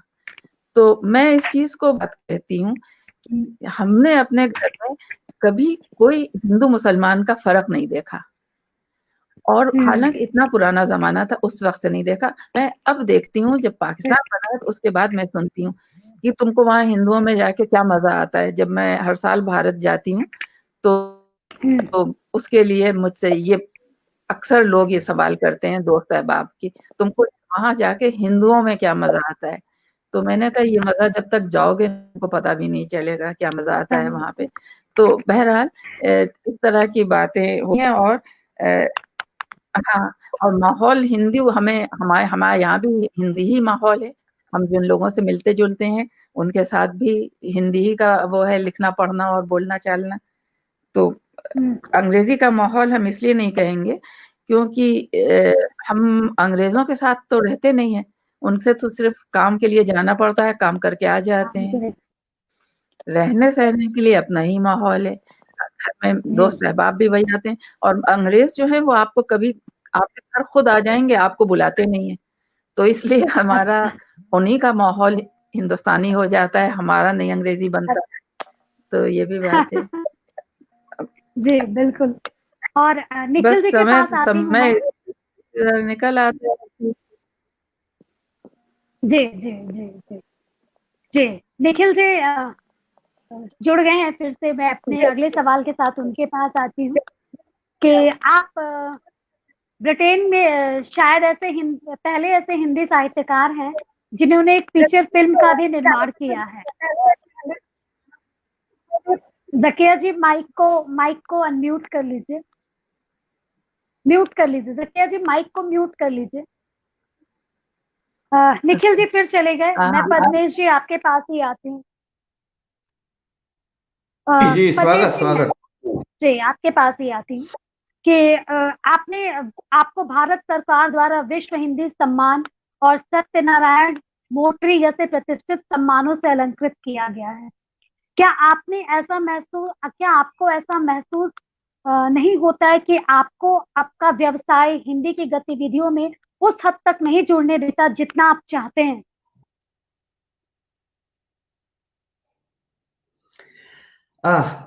ये बड़ा सुंदर प्रश्न है।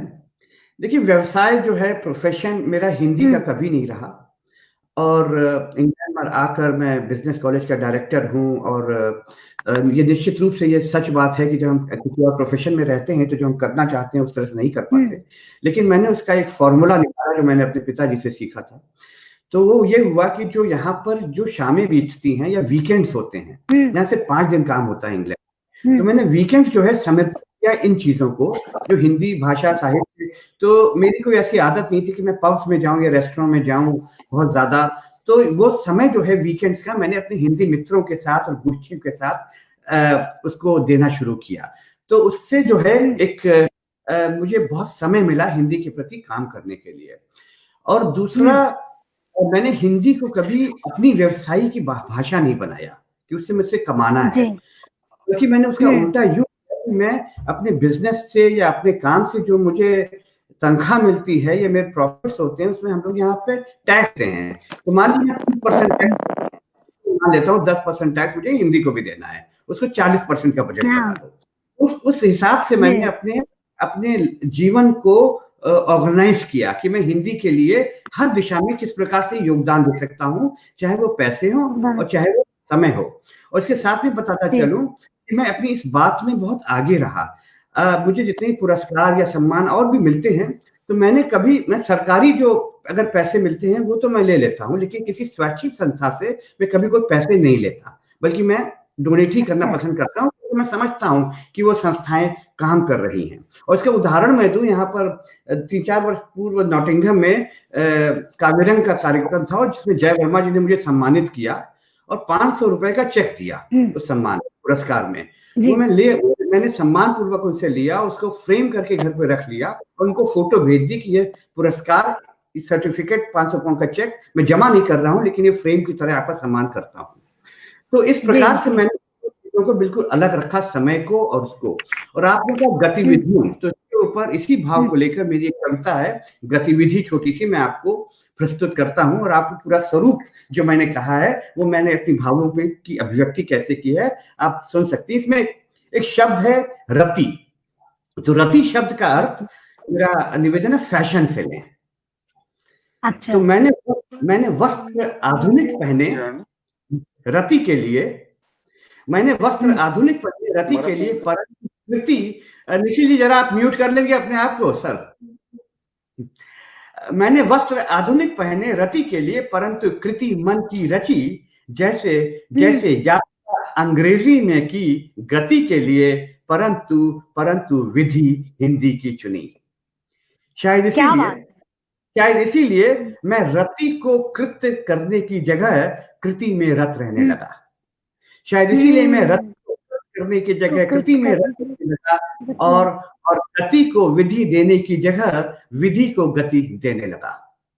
इस जगह जहां योग्यता का आधार बनता है मकान के पीछे बाग के विस्तार से, इस जगह जहां योग्यता का आधार बनता है मकान के पीछे बाग के विस्तार से, जैसे सड़ता हो कोई शव कफन के व्यापार से। हार जाते हैं जहां गणित के पहाड़े महत्वाकांक्षाओं के पहाड़ से, जैसे घुटता है दम प्रेम का वासना के शिकार से। उस जगह जहां कागज महंगा है और किताबें सस्ती, उस जगह जहां कागज महंगा है और किताबें सस्ती, मैं लक्ष्मी पूजन के दिन भी जलाकर सरस्वती के चरणों में अगरबत्ती, भीड़ में अकेला आकर कोई पुरानी पुस्तक ढूंढने लगता हूं अपनी गतिविधि की परिभाषा को, और पुस्तक को सीने पर रखकर सो जाता हूँ, खो जाता हूँ सपनों में लौट जाता हूँ उस बचपन की ओर जहां हर रोज माँ की कहानियों में इससे पहले कि मेरी आंख बंद हो जाती थी, विचारों की जीत हो जाती थी। क्या बात है, धन्यवाद। बहुत बहुत सुंदर उद्गार, बहुत भावुक और सार गर्भित उद्गार कविता के माध्यम से परमेश जी, और निश्चित रूप से हमारे श्रोता इसको सुन करके बहुत इसका आनंद लिए होंगे। और निखिल जी फिर जुड़ गए हैं हमारे बीच, तो मैं उनके पास फिर वही प्रश्न लेकर के आती हूँ कि आप शायद ब्रिटेन में अकेले ऐसे हिंदी साहित्यकार हैं जिन्होंने एक फीचर फिल्म का निर्माण भी किया है। तो इस तरह आप मास मीडिया जो एक है मास मीडिया, उससे भी आप जो है प्रत्यक्ष रूप से जुड़ गए हैं। तो क्या आपकी फिल्म भारत के सिनेमा घरों में रिलीज हो पाई? यदि आप फिल्म के निर्माण से रिलीज होने तक का अनुभव संक्षिप्त में हमारे श्रोताओं से साझा करें तो अच्छा लगेगा।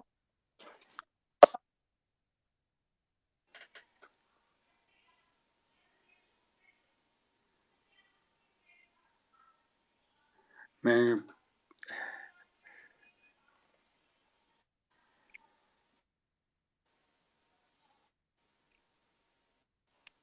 निखिल जी फिर डिस्कनेक्ट हो गए हैं। और नहीं, आप मुझे सुन पा रही हैं? जी बिल्कुल, आप बोलिए, हम सब सुन पा रहे हैं। आप ये हमारे नहीं है, तो मैं बहुत शर्मिंदा हूँ इस बात के लिए कि जी या नहीं, तो कोई बात मौसम की नहीं। वजह से पता नहीं क्या आपकी हम्म, आवाज एक पल आती फिर नहीं आती। जी मैं इसके लिए सच मानूं में क्षमा। मैं बहुत कुछ थोड़ा बहुत आपके कार्यक्रम को देख के बहुत अच्छा लग रहा है, लेकिन मैं अपने साथ जस्टिस नहीं कर पा रहा। तो हम्म, अब तो बदमेश जी से ही काम चलाना पड़ेगा मेरे से। तो जी परमेश जी, मैं अ, एक बार फिर से एक प्रश्न पूछिए कोई, मैं देखता हूँ कि आपको मेरी आवाज आ रही है ठीक से। जी जी जी निखिल जी बिल्कुल आ रही है। हाँ, मैं एक वही प्रश्न पूछ रही थी कि आप, कीजिए। जी आपकी जो फिल्म आपने जो फिल्म निर्माण किया था, वो क्या भारत के सिनेमा घरों में रिलीज हुई थी वो फिल्म? उसके बारे में कुछ बताएंगे? उसका नाम क्या था, कलाकार कौन से थे? ओके, चलिए फिल्म के बारे में बात करते हैं। हम्म, ये फिल्म एक दिन अचानक हमारे एक मित्र हैं भारतेंदु विमल, वो बहुत बड़े जी ब्रॉडकास्टर हैं और साहित्यकार हैं। उनसे जी ऐसी एक फंक्शन में बात हो रही थी और उन्होंने फिल्म बना के रिलीज करना, अगर आप हम्म, ऐसा कर सकते हैं तो ये अद्भुत काम है। तो मुझे ये बात जी समझ नहीं आई तब। मैंने कहा कि ऐसा भी हम्म, क्या मुश्किल काम है यार, हम्म, कुछ भी किया जा सकता है। फिर मैं उनके साथ हम्म, मुंबई गया, मुंबई, हम्म, और उन्होंने हमें हम्म, कुछ लोगों से पाया। तो अपने तरीके से जो बात मैं समझ पाया वो ये थी, बनाने का जो सिलसिला है उसमें दो चीजें हैं, दो या तीन चीजें हैं। पहली तो यह है कि हम्म, आपके पास कुछ कहने के लिए हो, उसे आप कहना चाहते जी हैं। हम्म, दूसरा, ये फिल्म बनाने का आनंद उठाना चाहिए। हम्म, और तीसरा जो मुख्य काम है वो ये है कि ये कॉमर्शियल काम है, माने एक प्रकार से एक हम्म, काम है, निवेश कर के बाद वापस हम्म, आना हम्म, चाहिए। तो हम्म, जो फिल्म रिलीज होने की बात से मैं शुरू कर रहा हूँ। जब फिल्म रिलीज होती है उसके पीछे एक बहुत लंबी प्रक्रिया है और वो बहुत महंगी है। तो इसके लिए हम्म, यदि आप फिल्म करना चाहते हैं व्यवसायिक रूप से कि आपको रिटर्न मिले हम्म, उसकी, हम्म, करोड़ रुपया लगभग करोड़ वापस आया, तो वो एक बहुत लंबा मेहनत कश काम है। तो मुझे ये बात समझ आ हम्म, गई कि जो अपना छोड़ के मुंबई रहूं साल दो साल और फिल्म बनाकर उसको रिलीज करूं, ये बहुत मुश्किल होगा। हम्म, दूसरा जो इशू है वो ये है कि आपके पास कुछ कहने है और फिल्म हम्म, बनाने का आर्ट है, उसको आप अनुभव करना हम्म, चाहते हैं, तो या तो कोर्सेज ज्वाइन कीजिए, किसी हम्म, इंस्टीट्यूट में दाखिला कीजिए, या फिर जैसे होता है कि नदी में छलांग मार दीजिए, अब जो होगा देखा जाएगा। तो आपके देखा पास जाएगा। कितना पैसा है? तो मेरे पास जितना था, जो मैं करने के लिए तैयार था, उसको लेकर मैंने और फिर उसमें कलाकार वो जो मेरे साथी हैं जिनको कैमरा के आगे आने का शौक है, तो एक प्रकार से इट वाज जैसे बनानी है तो बनना ही। लेकिन फिल्म बनी अच्छी और उसकी प्रतिक्रिया लोगों की बहुत अच्छी रही, विशेषकर मेडिकल प्रेस में, क्योंकि वो कहानी जो थी वो कहानी पीछे भावना ये थी कि ऐसा क्या है इंग्लैंड आना चाहते हैं, पर्टिकुलरली जो पढ़े लिखे लोग हैं, प्रोफेशनल हैं, डॉक्टर हैं या इंजीनियर, और ऐसी कौन सी मजबूरी है जो उन्हें भारत जैसे विकासशील देशों से बाहर जाने के लिए उकसाती है। तो ये कहानी सुनकर जो हमारी मेडिकल प्रेस है, चाहे वो ब्रिटिश मेडिकल जर्नल हो या जीएमसी जनरल रिसाला हो या प्रैक्टिसेस हैं और चाहते रुचि हुई, और वो फिर यूट्यूब और कुछ हल्के फुल्के तरीके, और उससे कम से कम मुझे ये संतोष मिला कि मुझे अब समझ आ गया कितना आसान है और कितना मुश्किल है। आसान इसलिए कि आप जी एक डिजिटल दुनिया है, इसमें आप कुछ बना सकते हैं और यूट्यूब भी बन सकते हैं। निखिल जी की आवाज तो जो है वो कट कट के आ रही है, और हम अब अगले सवाल के साथ जो है जकिया जी के पास फिर चलते हैं, और बिल्कुल वही हम है, अपने वो इस क्यों है और उसके पीछे क्या बात है, जी हम अपने इसके निखिल पीछे जी इतना आपकी सारा आवाज में धन, इतना पैसा, इतना समय, इतनी एनर्जी लगी हुई है लोगों की कि ये सीधा साधा काम नहीं हो सकता। तो बिना बड़े सितारों के एक और उससे कुछ लाभ हासिल कर पाना, ये बहुत कठिन काम है, ये सबके लिए नहीं है। जी निखिल जी इस आपकी पे आवाज में प्रेजेंटेशन भी बहुत की हैं काफी अवरोध जगह, है। न्यूयॉर्क में भी की है और भी कई जगह निखिल जी इसके आपकी बारे आवाज में में चर्चा बहुत की है काफी अवरोध बार। है। तो लोगों को यही समझाने कि अगर आपको कुछ कहने वाली बात है तो उसे कहें। तो फिर इस फिल्म के अलावा मैं निखिल जी आपकी आवाज ठीक नहीं आ रही है। माइक जो म्यूट वॉर कर इन लीजिए निखिल जी। अफगानिस्तान हुई नंदिनी उसके ऊपर फिल्म है। नंदिनी जी को फिर सुन नहीं कुछ आ व्यक्तियों पर आधारित फिल्में, डॉक्यूमेंट्रीज बनाई। निखिल जी आपकी आवाज में बहुत अवरोध है, तो मैं अगले सवाल के साथ जकिया जी के पास पहुंचती हूँ। और जकिया जी जकिया जी आपने दुबई, भारत और ब्रिटेन के बहुत से अंतर्राष्ट्रीय सम्मेलनों में हिस्सा लिया है। भारत के बहुत से शहरों में विद्यार्थियों से बातचीत की है, जैसे जामिया मिलिया और दिल्ली, कुरुक्षेत्र, भोपाल और मुंबई के कॉलेजों के विद्यार्थियों से। आपका कोई ऐसा अनुभव जो हमारे श्रोताओं के साथ आप साझा करने चाहें, जिसने आपको भीतर तक छू लिया? बिल्कुल जरूर। Thank you Nandini. हाँ, भारत जब से जाना शुरू किया है तो एक खूबसूरत अनुभव तो बराबर हो रहा है मुझे, हर बार वहाँ कुछ ना कुछ। लेकिन एक बार ये हुआ जब मैं, तो अभी किसी ने जिक्र किया राजेंद्र यादव जी का, तो पहली बार जी उन्हीं ने मुझे वहाँ पे आमंत्रित किया था, और शर्मा जी से बात करके।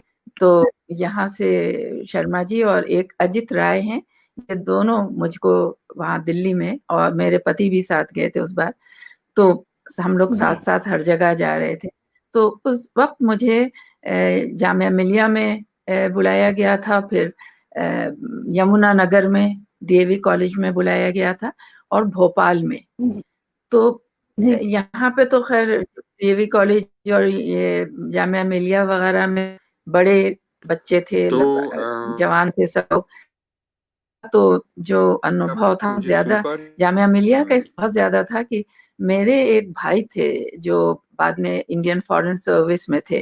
वो सबसे पहले मेरे बाप ने, वालिद ने उनको जामिया मिलिया पढ़ने को भेजा था जब वो 8 साल के थे। और वहां अच्छा। से इन लोगों ने जब वापस ये छुट्टियों में आए तो उनका बाल मूंड दिए थे और उनको खद्दर का कुर्ता पैजामा पहनाया हुआ। तो मेरे वालिद ने फिर नहीं अच्छा। भेजा उन्हें, उन्होंने कहा मुझे ये कल्चर नहीं चाहिए। तो जामिया अच्छा। मिलिया जाके मुझे अपने भाई का, वो 38 में वहां आए थे 8 साल के, तो मुझे वो जमाना याद आया। वो एक चीज तो थी कि वहां मेरे भाई आए थे और मैं खड़ी वहां बोल। लेकिन जब मैं भोपाल गई वहां से, तो भोपाल में एक स्कूल में बच्चों के सामने मुझे बातचीत करनी थी और अपने अनुभव बताने थे। तो जी। मैं कोई सवाल पूछूं, बच्चे अंग्रेजी में जवाब देते थे। तो फिर मैंने अच्छा। बच्चों से पूछा कि तुम लोगों की यहाँ की भाषा क्या है? तो उन्होंने कहा हाँ। मैम, मैं हमारी पहली, एक बच्चा खड़ा हो गया, उसने कहा मैम हमारी पहली भाषा अंग्रेजी है, दूसरी हिंदी है और अच्छा। तीसरी उर्दू है। उसने अपनी देर में तो अच्छा। जान लिया था कि ये जो महिला है मुसलमान है, तो उसने कहा उर्दू का कह के खुश कर दो। उर्दू भी। तो मैं वहां पे हाँ। थी, आज के जमाने में उर्दू थी वहां। मगर मैंने कहा भाई आप अंग्रेजी क्यों पढ़ते हैं? यहाँ पे पहली भाषा अंग्रेजी क्यों है, हम्म। हिंदी क्यों नहीं है? हम्म। उसने ये जवाब दिया मैम अगर हम हिंदी पढ़ें तो हमको जॉब कहाँ मिलेगी, हमको नौकरी नहीं मिलेगी, और हमें बड़े हम्म। होकर नौकरी करनी है और अच्छी नौकरी करनी है, तो हमको अंग्रेजी पढ़ना जरूरी है।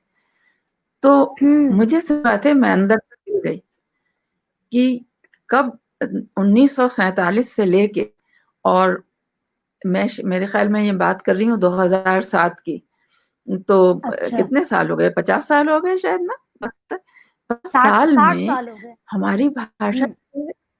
60 साल में हमारी भाषा जो है बेचारे वो बच्चा क्या पैदा ही नहीं हुई, जब अभी तक वो दूसरी ही नंबर पे है। तो फिर ये क्या हो रहा है यहाँ पे? तो ये बात जब मैं सोचती हम्म। हूँ मैं बहुत दुखी होती हूँ। और यही बात जो है, मैंने अभी कोई ये था ऑनलाइन था प्रोग्राम, तो उसमें भी मैंने कहा, क्योंकि मुझे नहीं लगता कि ये क्या बात है कि आप हिंदी को मातृभाषा नहीं बना सकते, राष्ट्रभाषा नहीं। मातृभाषा तो खैर हमारी हुई, लेकिन राष्ट्रभाषा क्यों नहीं बना सकते? और किस बात का हम्म। डर है? सारी दुनिया में ये होता है कि अभी, हाँ उस दिन हम्म। उस पे ये भी थे, हमारे निखिल जी भी थे, क्योंकि लैंग्वेज, फर्स्ट लैंग्वेज तो अंग्रेजी है। और इसी हम्म। तरह भी इतने सारे हमारे प्रांत हैं, हर प्रांत में पहली भाषा जो है वो हिंदी हो, दूसरी भाषा अपनी प्रांत की भाषा हो। तो क्या हम्म। लड़ाई है, क्या झगड़ा है, मुझे नहीं समझ में आता, और मुझे दुख है। तो ये एक चीज है जो मुझे बहुत दुखती है। हाँ ये भी ठीक है, मुझे दुबई भी बुलाया गया, मुझे भारत में भी बुलाया गया, हर जगह बुलाया गया हिंदी के संदर्भ से, तो उसकी तो बहुत खुशी हुई। ये सब हो रहा है, पद्मेश जी एड़ी चोटी का जोर लगा के हिंदी के लिए काम कर रहे हैं, शर्मा जी उससे भी ज्यादा फुल टाइम उसी पे लगे हुए हैं अब हिंदी पे। तो मगर उन सब से फायदा क्या हो? हम लोग लंदन में बैठे हिंदी पढ़ रहे हैं, और अब मेरे ख्याल में पद्मेश जी भी जितनी ही पढ़ा रहे हैं जिस तरह से, उतना बच्चों तक तो उतनी नहीं पहुंच पा रही है, जहां तक मेरा ख्याल है। पता नहीं, अभी इनसे पूछिएगा तो और आगे बताएंगे। तो ये चीज जब मैं सोचती हूँ तो दुख होता है कि हम सब हिंदी बोल रहे हैं, हिंदी के प्रोग्राम्स कर रहे हैं, लेकिन हिंदी एक हमारी जो है बेचारी राष्ट्रभाषा नहीं बन सकती है। अगर हम पाकिस्तान के प्राइम मिनिस्टर होते ना, तो हम वहां हिंदी को राष्ट्रभाषा बना देते। तो अब इस साथ साथ मैं अपने वो अनुभव तो बता दिया मैंने आपको जो हुआ था मेरा, तो यही आपने यही सवाल किया था। दुबई, भारत और जी जी अंतर्राष्ट्रीय अनुभव। सम्मेलनों में हिस्सा लिया है, और भारत, तो यही है मेरा, और जो बहुत दुखी वो है, ये वाला जी अनुभव बहुत जो दुख है, की बात है। इसको मैं हम्म। दिल से याद करती हूँ जी। जी बहुत निराशाजनक अनुभव है ये, कि हम फर्स्ट लैंग्वेज जो है वो अंग्रेजी है भारत में, और अंग्रेजी जी और हिंदी अभी भी राजभाषा ही है, राष्ट्रभाषा नहीं है। अगले और अंतिम सवाल के साथ मैं पद्मेश जी के पास आना चाहूंगी। उसके बाद हम आप दोनों का थोड़ा थोड़ा सा काव्य पाठ सुनेंगे कि भारतीय उच्चायोग लंदन, नेहरू सेंटर और हिंदी की अन्य संस्थाएं किस प्रकार हिंदी की गतिविधियों को बढ़ाने के लिए सहयोग करती हैं।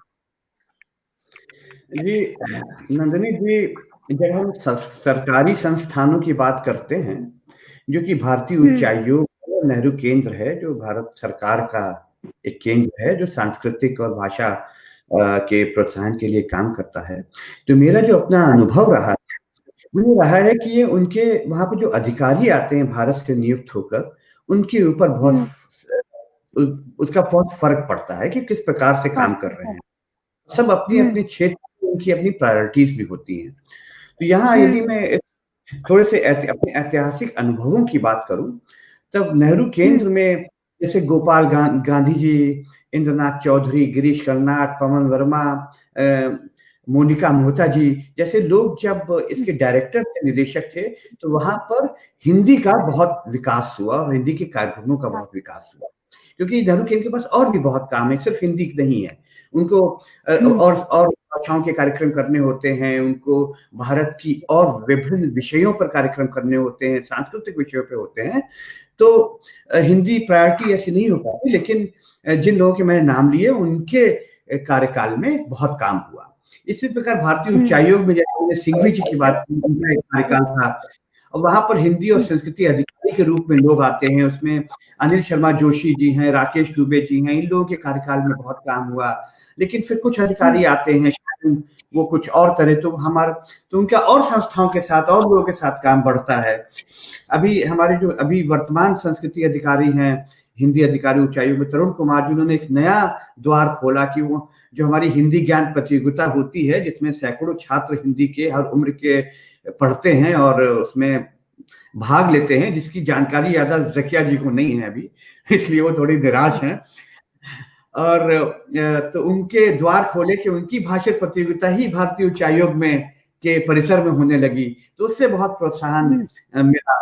और जो संस्थाएं हैं उसमें मैं नेहरू केंद्र में हमारी सहयोगी दिव्या माथुर जी, तो जब तक वो वहाँ काम करती थी, जब वो प्रोग्राम डायरेक्टर थी, तब तक तो नेहरू केंद्र में बहुत हिंदी के कार्यक्रम होते रहे। उनके रिटायरमेंट के बाद वहाँ कुछ कम हो गए, लेकिन जिनकी जो संस्था है वातायन, जिसकी उन्होंने स्थापना की थी, मैं उससे जुड़ा हुआ हूँ, लेकिन वातायन के माध्यम से बहुत काम हो रहा है। वही दिव्या माथुर जी वहाँ अधिकारी थी। अनिल शर्मा जी जो उस समय हिंदी अधिकारी थे, भारतीय उच्चायोग में काम हुआ, वो केंद्रीय हिंदी संस्थान के उपाध्यक्ष हैं। उनके साथ हम वैश्विक हिंदी परिवार का एक संस्था का काम कर रहे हैं, तो वो भी काम हो रहा है। तो इस प्रकार जो सरकारी संस्थान होते हैं उनमें उतार चढ़ाव चलता रहता है, जो वो लोगों के साथ और संस्थाओं के साथ काम करते हैं। लेकिन जो स्वैच्छिक संस्थाएं इस देश में काम कर रही हैं वो बहुत हैं। मतलब उनके लिए मैं अलग सत्र कहना चाहूंगा, क्योंकि हर संस्था का नाम लेना का समय नहीं है और उनके इतिहास और उनका परिचय का समय नहीं, लेकिन बहुत सी संस्थाएं छोटे छोटे उसमें शहरों में और जगह जगह काम कर रही हैं और जमीनी काम कर रही हैं, क्योंकि वो उनके शायद प्रेस रिलीज नहीं जाते हैं, उनके वो मीडिया से उनको मतलब नहीं है, वो उसमें इंटरेस्टेड नहीं है, लेकिन वो जमीनी काम कर रहे हैं, वो ज्यादा महत्वपूर्ण है। कुछ संस्थाएं हैं हम लोग जैसे उनको थोड़ा श्रेय मिल जाता है और जो थोड़ा प्रमोशन मिल जाता है तो लोग जान जाते हैं, लेकिन जो जमीनी कामों में, और इस छोटी सी कविता है, मैं उनको समर्पित करता हूँ ये कहते हुए कि पतंग उड़ाओगे तो निश्चित ही आकाश में नजर आएगी, और जितनी ऊंची उड़ाओगे यकीनन उतनी शोहरत भी पाओगे। पर यह ना भूल जाना कि तुम्हारे पांव को जमीन की आदत है, यदि ज्यादा उड़ गई पतंग तो खो जाएगी नीलांबर में, इंद्रधनुष बह जाएगा और पास तुम्हारे बस एक अर्धनग्न चरखी और धागा ही शेष रह जाएगा। तो क्या बात, जिनके पास पूरी चरखी है धागों की, वो छोटे छोटे जमीनी काम कर रहे हैं, और वही लोग हैं जो हम को जब जुड़ते हैं तो हम एक बड़ा हिंदी परिवार के रूप में दुनिया के सामने आ पाते हैं। जी बिल्कुल। और वक्त जो है वो तो ठहरता नहीं है, वक्त जो है अपनी गति से चलता रहता है। और सच बताऊं तो आप लोगों से बात करके बिल्कुल मन तो भरा ही नहीं, बिल्कुल वो कहावत चरितार्थ हो रही है, ऊँट के मुंह में जीरा, मतलब इतना वृहद अनुभव है। और उसमें जो है जीरे के छोटे छोटे दानों जैसा टुकड़ों टुकड़ों में मैं प्रश्न पूछ रही हूँ। आप भी समय की सीमा को देखते हुए और मेरी लाज को रखते हुए बहुत संक्षिप्त में इसका जवाब दे रहे हैं। और जकिया जी के पास आना चाहूंगी, कुछ सुनना चाहूंगी। जकिया जी, जो आपके मन के बहुत करीब हो, वो कोई कविता मेरे श्रोताओं को सुनाइए। मैं कविता से पहले ये बताना चाहूंगी कि शायद पद्मेश जी भूल गए कहना, जो सबसे ज्यादा फिलहाल जो काम कर रही है और जिसके सचिव को क्वीन ने भी अवार्ड दिया है, MBE का, वो है कथा यूके। कथा यूके मैं उससे जुड़ी हूँ, उसकी मैं संरक्षक भी हूँ, और मेरे काम हो रहा है वो बहुत ज्यादा हो रहा है, और रात तो दिन जो वो उसमें लगे हुए हैं, या में उनका नाम जाना जाता है, लेकिन मुझे शिकायत आप लोगों की संस्थाओं से नहीं है, वो तो सब काम कर रहे हैं और जिसमें सबसे ज्यादा ये कर रहे हैं, और मैं इसकी संरक्षक भी हूँ। लेकिन भारत में हिंदी को आज तक राष्ट्रभाषा क्यों नहीं माना जाता, ये मेरा सवाल है। ये नहीं है कि आप लोग मेहनत नहीं कर रहे, उस मेहनत को, आपको मेहनत अकारत जा रही है। जब तक ये राष्ट्र के और भारत की तरफ से इसको नहीं, वो जो भी आया काम करके चला गया कर रहा है, ये भी सवाल पैदा होता है। तो ये बात मैं नहीं कह रही थी, पद्मेश जी मुझे समझे नहीं। और मैंने यहाँ पे, आपने एक सवाल किया था जिसमें मैंने उस वक्त इसको डाल देना चाहिए था, जो मैं हिंदी लिखने लगी हूँ वो सिर्फ और सिर्फ कथा यूके की वजह से, क्योंकि इन्हीं ने मुझे बढ़ावा दिया, इन्हीं ने मुझे, मैं तो थोड़ी बहुत यहाँ उर्दू पढ़ के उर्दू में कहानियां लिखने लगी थी, तो उस पे शर्मा जी से जब मिली तब इन्होंने कहा ज़किया जी आपकी पहली जबान हिंदी है, आपकी हिंदी में लिखिए तो आप ज़्यादा अच्छा लिखिएगा। तो उसके बाद से मैंने हिंदी में लिखना शुरू किया, और अब तो जाहिर है उर्दू तो भूल ही चुकी हूँ, सिर्फ हिंदी में नहीं हूँ। और जब मैंने हिंदी अभी में लिखना शुरू किया तो उस वक्त मैंने कविता एक लिखी, जो कि ज्यादा हिंदी इसमें नहीं है लेकिन फिर भी है, तो मैं वो सुनाती हूँ। वो है, जब धूप, शौक, इंतहाई शौक इसका नाम है, कि किसी चीज की चाह होना। जब धूप चमकती निकली हो और ठंडी हवा भी चलती हो, फूलों की महक भी फैली हो, और धानी चुनरिया उड़ती हो, और धानी चुनरिया उड़ती हो, बगिया में तिपाही रखी हो, और प्याली से चाय छलकती हो, धड़कन भी घटती बढ़ती हो, फिर छाया तुम्हारी दिखती हो, हर पुरवैया के हर झोंके से, पुरवैया के हर झोंके से बस खुशबू तुम्हारी आती हो, और गोरी रास्ता तकती हो, यादों को लपेटे बैठी हो, ऐसे में अचानक गूंज उठे, ऐसे में अचानक गूंज उठे, मन है मंदिर प्रेम है भक्ति, मन है मंदिर प्रेम है भक्ति, मैं तोड़ के जग के नाते सारे, मन है मंदिर प्रेम है भक्ति, मैं तोड़ के जग के नाते सारे, सिजदे में झुकूं और रोने लग, यूं खुद को तुम में खोने लगूं। क्या बात है। ये श्रृंगार रस नहीं है, जो वो है भक्ति रस है। भक्ति रस। हाँ, अब आप इन लोगों से सुनिए कविता। एक ही सुनानी थी ना, मेरी पूरी हो गई। हाँ वक्त, मेरा तो मन नहीं भरा, लेकिन वक्त जो है वो पूरा हो रहा है। ये निखिल जी, आप भी कुछ कविता सुना दीजिए।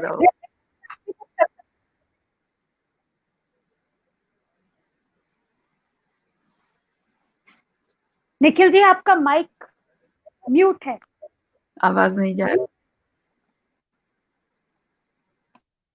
निखिल जी ने माइक को अनम्यूट नहीं किया। निखिल जी, माइक को अनम्यूट करके कुछ कविता सुना दीजिए।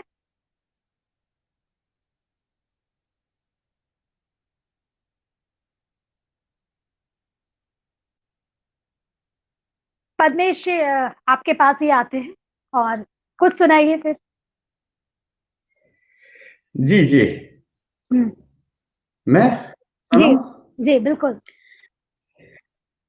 चलिए, एक छोटी सा एक मुक्तक सा है। हाँ सुनाइए। अभी ज़किया जी ने एक राष्ट्रभाषा की बात कही, तो मैं जब भाषाओं का संदर्भ आता है तो मैं कहता हूँ कि भाषा वही काम की होगी जो कि खासो आम की होगी। भाषा वही काम की जो कि खासो आम की होगी, हिंदी में कहो या उर्दू में, सूरज ढले तो शाम ही होगी। शाम ही होगी। तो क्या बात है। मैं समझता हूँ कि जब तक हिंदी हमारे मन की भाषा है, जब तक हिंदी सिनेमा, भारतीय सिनेमा की भाषा है, उसका कोई कुछ नहीं बिगाड़ सकता। वो सारी में उसे सुना जाता है। यदि हिंदी फिल्में दुनिया में हिट हो रही हैं, सुपर हिट हो रही हैं, तो तब तक हमारी हिंदी सुपरहिट चल रही है, क्योंकि ये एक आम लोगों की बन के आ रही है। और जिस दिन हिंदी सिनेमा के टिकट कम हो जाएंगे बेचना दुनिया में, तब मैं मानूंगा कि हिंदी चिंता का विषय है। और अगर हालांकि इसमें, और इसलिए मैं बहुत सकारात्मक हूँ हिंदी को लेकर। इतना ही नहीं, विदेशों के लोग और हिंदी सिनेमा के माध्यम से तो हिंदी साहित्य आगे बढ़ रहा है। कि जब मुझे याद है, और हिंदी टेलीविजन के माध्यम से जो कितना साहित्य बाहर आ रहा है। मेरी माँ को उपन्यास पढ़ने का बहुत शौक था और बहुत उपन्यास पढ़ती थी, लेकिन टेलीविजन पे सोप्स आने शुरू हो गए, गजल की कहानी, उन्होंने उपन्यास पढ़ने बंद कर दिए और वो सीरियल देखने लगी। टेलीविजन आ गया तो सिनेमा देखने लगी। तो साहित्य का एक स्वरूप है सिनेमा, जिसके माध्यम से सारी दुनिया में लोग, यहाँ तक कि अंग्रेजी में, अरबी में, रशिया में लोग हिंदी सिनेमा देख रहे हैं। तो मैं बहुत सकारात्मक हूँ इस दृष्टि से और उसी को मापदंड मानता हूँ। और इसके मतलब ये हुए पद्मेश जी हिंदी को राष्ट्रभाषा नहीं बनने देना चाहते। वो मन की भाषा है, राष्ट्रभाषा पॉलिटिकल लोगों का है। इसको सरकार, जो राजनीति में लोग हैं, जो उनका काम है उसको राष्ट्रभाषा बने या ना बने। जब तक वो हमारे मन की भाषा है, आवाम की भाषा है, हम लोगों की भाषा है, तो वो राष्ट्रभाषा बने या यूनाइटेड नेशंस की भाषा बने, कब बने, इसके बड़े आप राजनीति में है, इसके राजनीतिकरण है राष्ट्रभाषा। इसमें सरकार, पार्लियामेंट उनको करना है, मुझे नहीं करना। मैं तो वोटर राष्ट्रभाषा वोट डालता हूँ, तो मैं उसका क्या करूंगा यहाँ से? अंग्रेजी राष्ट्रभाषा, मैं उसे जन जन की भाषा बनाने के लिए अंग्रेजी राष्ट्रभाषा है। और आज का विषय ये नहीं है, अंग्रेजी है, ये डिबेट प्रोग्राम नहीं है, वरना मैं इस पे डिबेट भी कर सकता हूँ। तो बुलाएं तो हम बहस भी कर सकते हैं। आज एक बिल्कुल ऐसा जी बिल्कुल ऐसा कुछ होगा। हिंदी पखवाड़ा अभी सितंबर में आने वाला है। और पद्मेश जी, ज़किया जी, मैं भी एक बात को जोड़ करके इस कार्यक्रम को समाप्त करना चाहूंगी कि मैं भारत के बहुत सारे टीवी चैनल्स पे बहुत सारे कार्यक्रमों में जो बहुत सक्रिय रहती हूँ। तो जब हिंदी का पखवाड़ा चलता है तो बहुत सारे टीवी चैनल्स पे या कार्यक्रमों में बुलाया जाता है, या मैंने जाकिर हुसैन कॉलेज, दिल्ली यूनिवर्सिटी के कई कॉलेजेस में मैंने सेमिनार भी अटेंड किए हैं। तो जब लोग कहते हैं कि हिंदी संकट में है, तो मुझे लगता है कि नहीं, बिल्कुल संकट में नहीं है। जब तक आप जैसे लोग हैं जो पूरी दुनिया में हिंदी का प्रचार प्रसार कर रहे हैं, तब तक हिंदी के सिनेमा को लोग 500 रुपए टिकट दे करके 300 रुपए के पॉपकॉर्न के खोमचे के साथ एंजॉय कर रहे हैं, उसको जा रहे हैं देखने, तब तक सच में हिंदी बिल्कुल भी खतरे में नहीं है। बस ये है कि हिंदी हाँ राष्ट्रभाषा हो जाए तो बहुत बड़ी बात है, और सच में होनी भी चाहिए, और मेरा विश्वास है कि जरूर होगा। और आप सभी का बहुत बहुत शुक्रिया। और मुझे इस बात का अफसोस रहेगा कि निखिल जी जुड़ते हुए भी हमारे साथ नहीं जुड़ पाए। मन से वो जुड़े रहे हमारे साथ, पर तकनीकी तौर पे वो नहीं जुड़ पाए। ज़किया जी, पद्मेश जी, निखिल जी, आप सभी का मैं बहुत बहुत आभार प्रकट करती हूँ, बहुत धन्यवाद करती हूँ। और अपनी 4 पंक्तियों से इस कार्यक्रम का समापन करती हूँ कि हमारे मान की सम्मान की भाषा है ये हिंदी। ये मेरी स्वरचित पंक्तियां हैं कि हमारे मान की सम्मान की भाषा है ये हिंदी, जगत में हिंद के पहचान की भाषा है ये हिंदी। और बहुत संघर्ष करके राजभाषा का मुकुट पहनी, महज भाषा नहीं विज्ञान की भाषा है ये हिंदी, महज भाषा नहीं विज्ञान की भाषा है ये हिंदी। और आप सभी दर्शकों का, श्रोताओं का बहुत बहुत आभार हमसे जुड़ने के लिए। अगले सप्ताह मैं फिर आऊंगी कुछ नए मेहमानों के साथ, कुछ नई बातचीत के साथ, कुछ नए सवालों के साथ। तब तक अपना ध्यान रखिए, अपने परिजनों का ध्यान रखिए, अपने आस पड़ोस का ध्यान रखिए, शासन और प्रशासन के नियमों का पालन करते रहिए। जय हिंद, जय भारत, वंदे मातरम।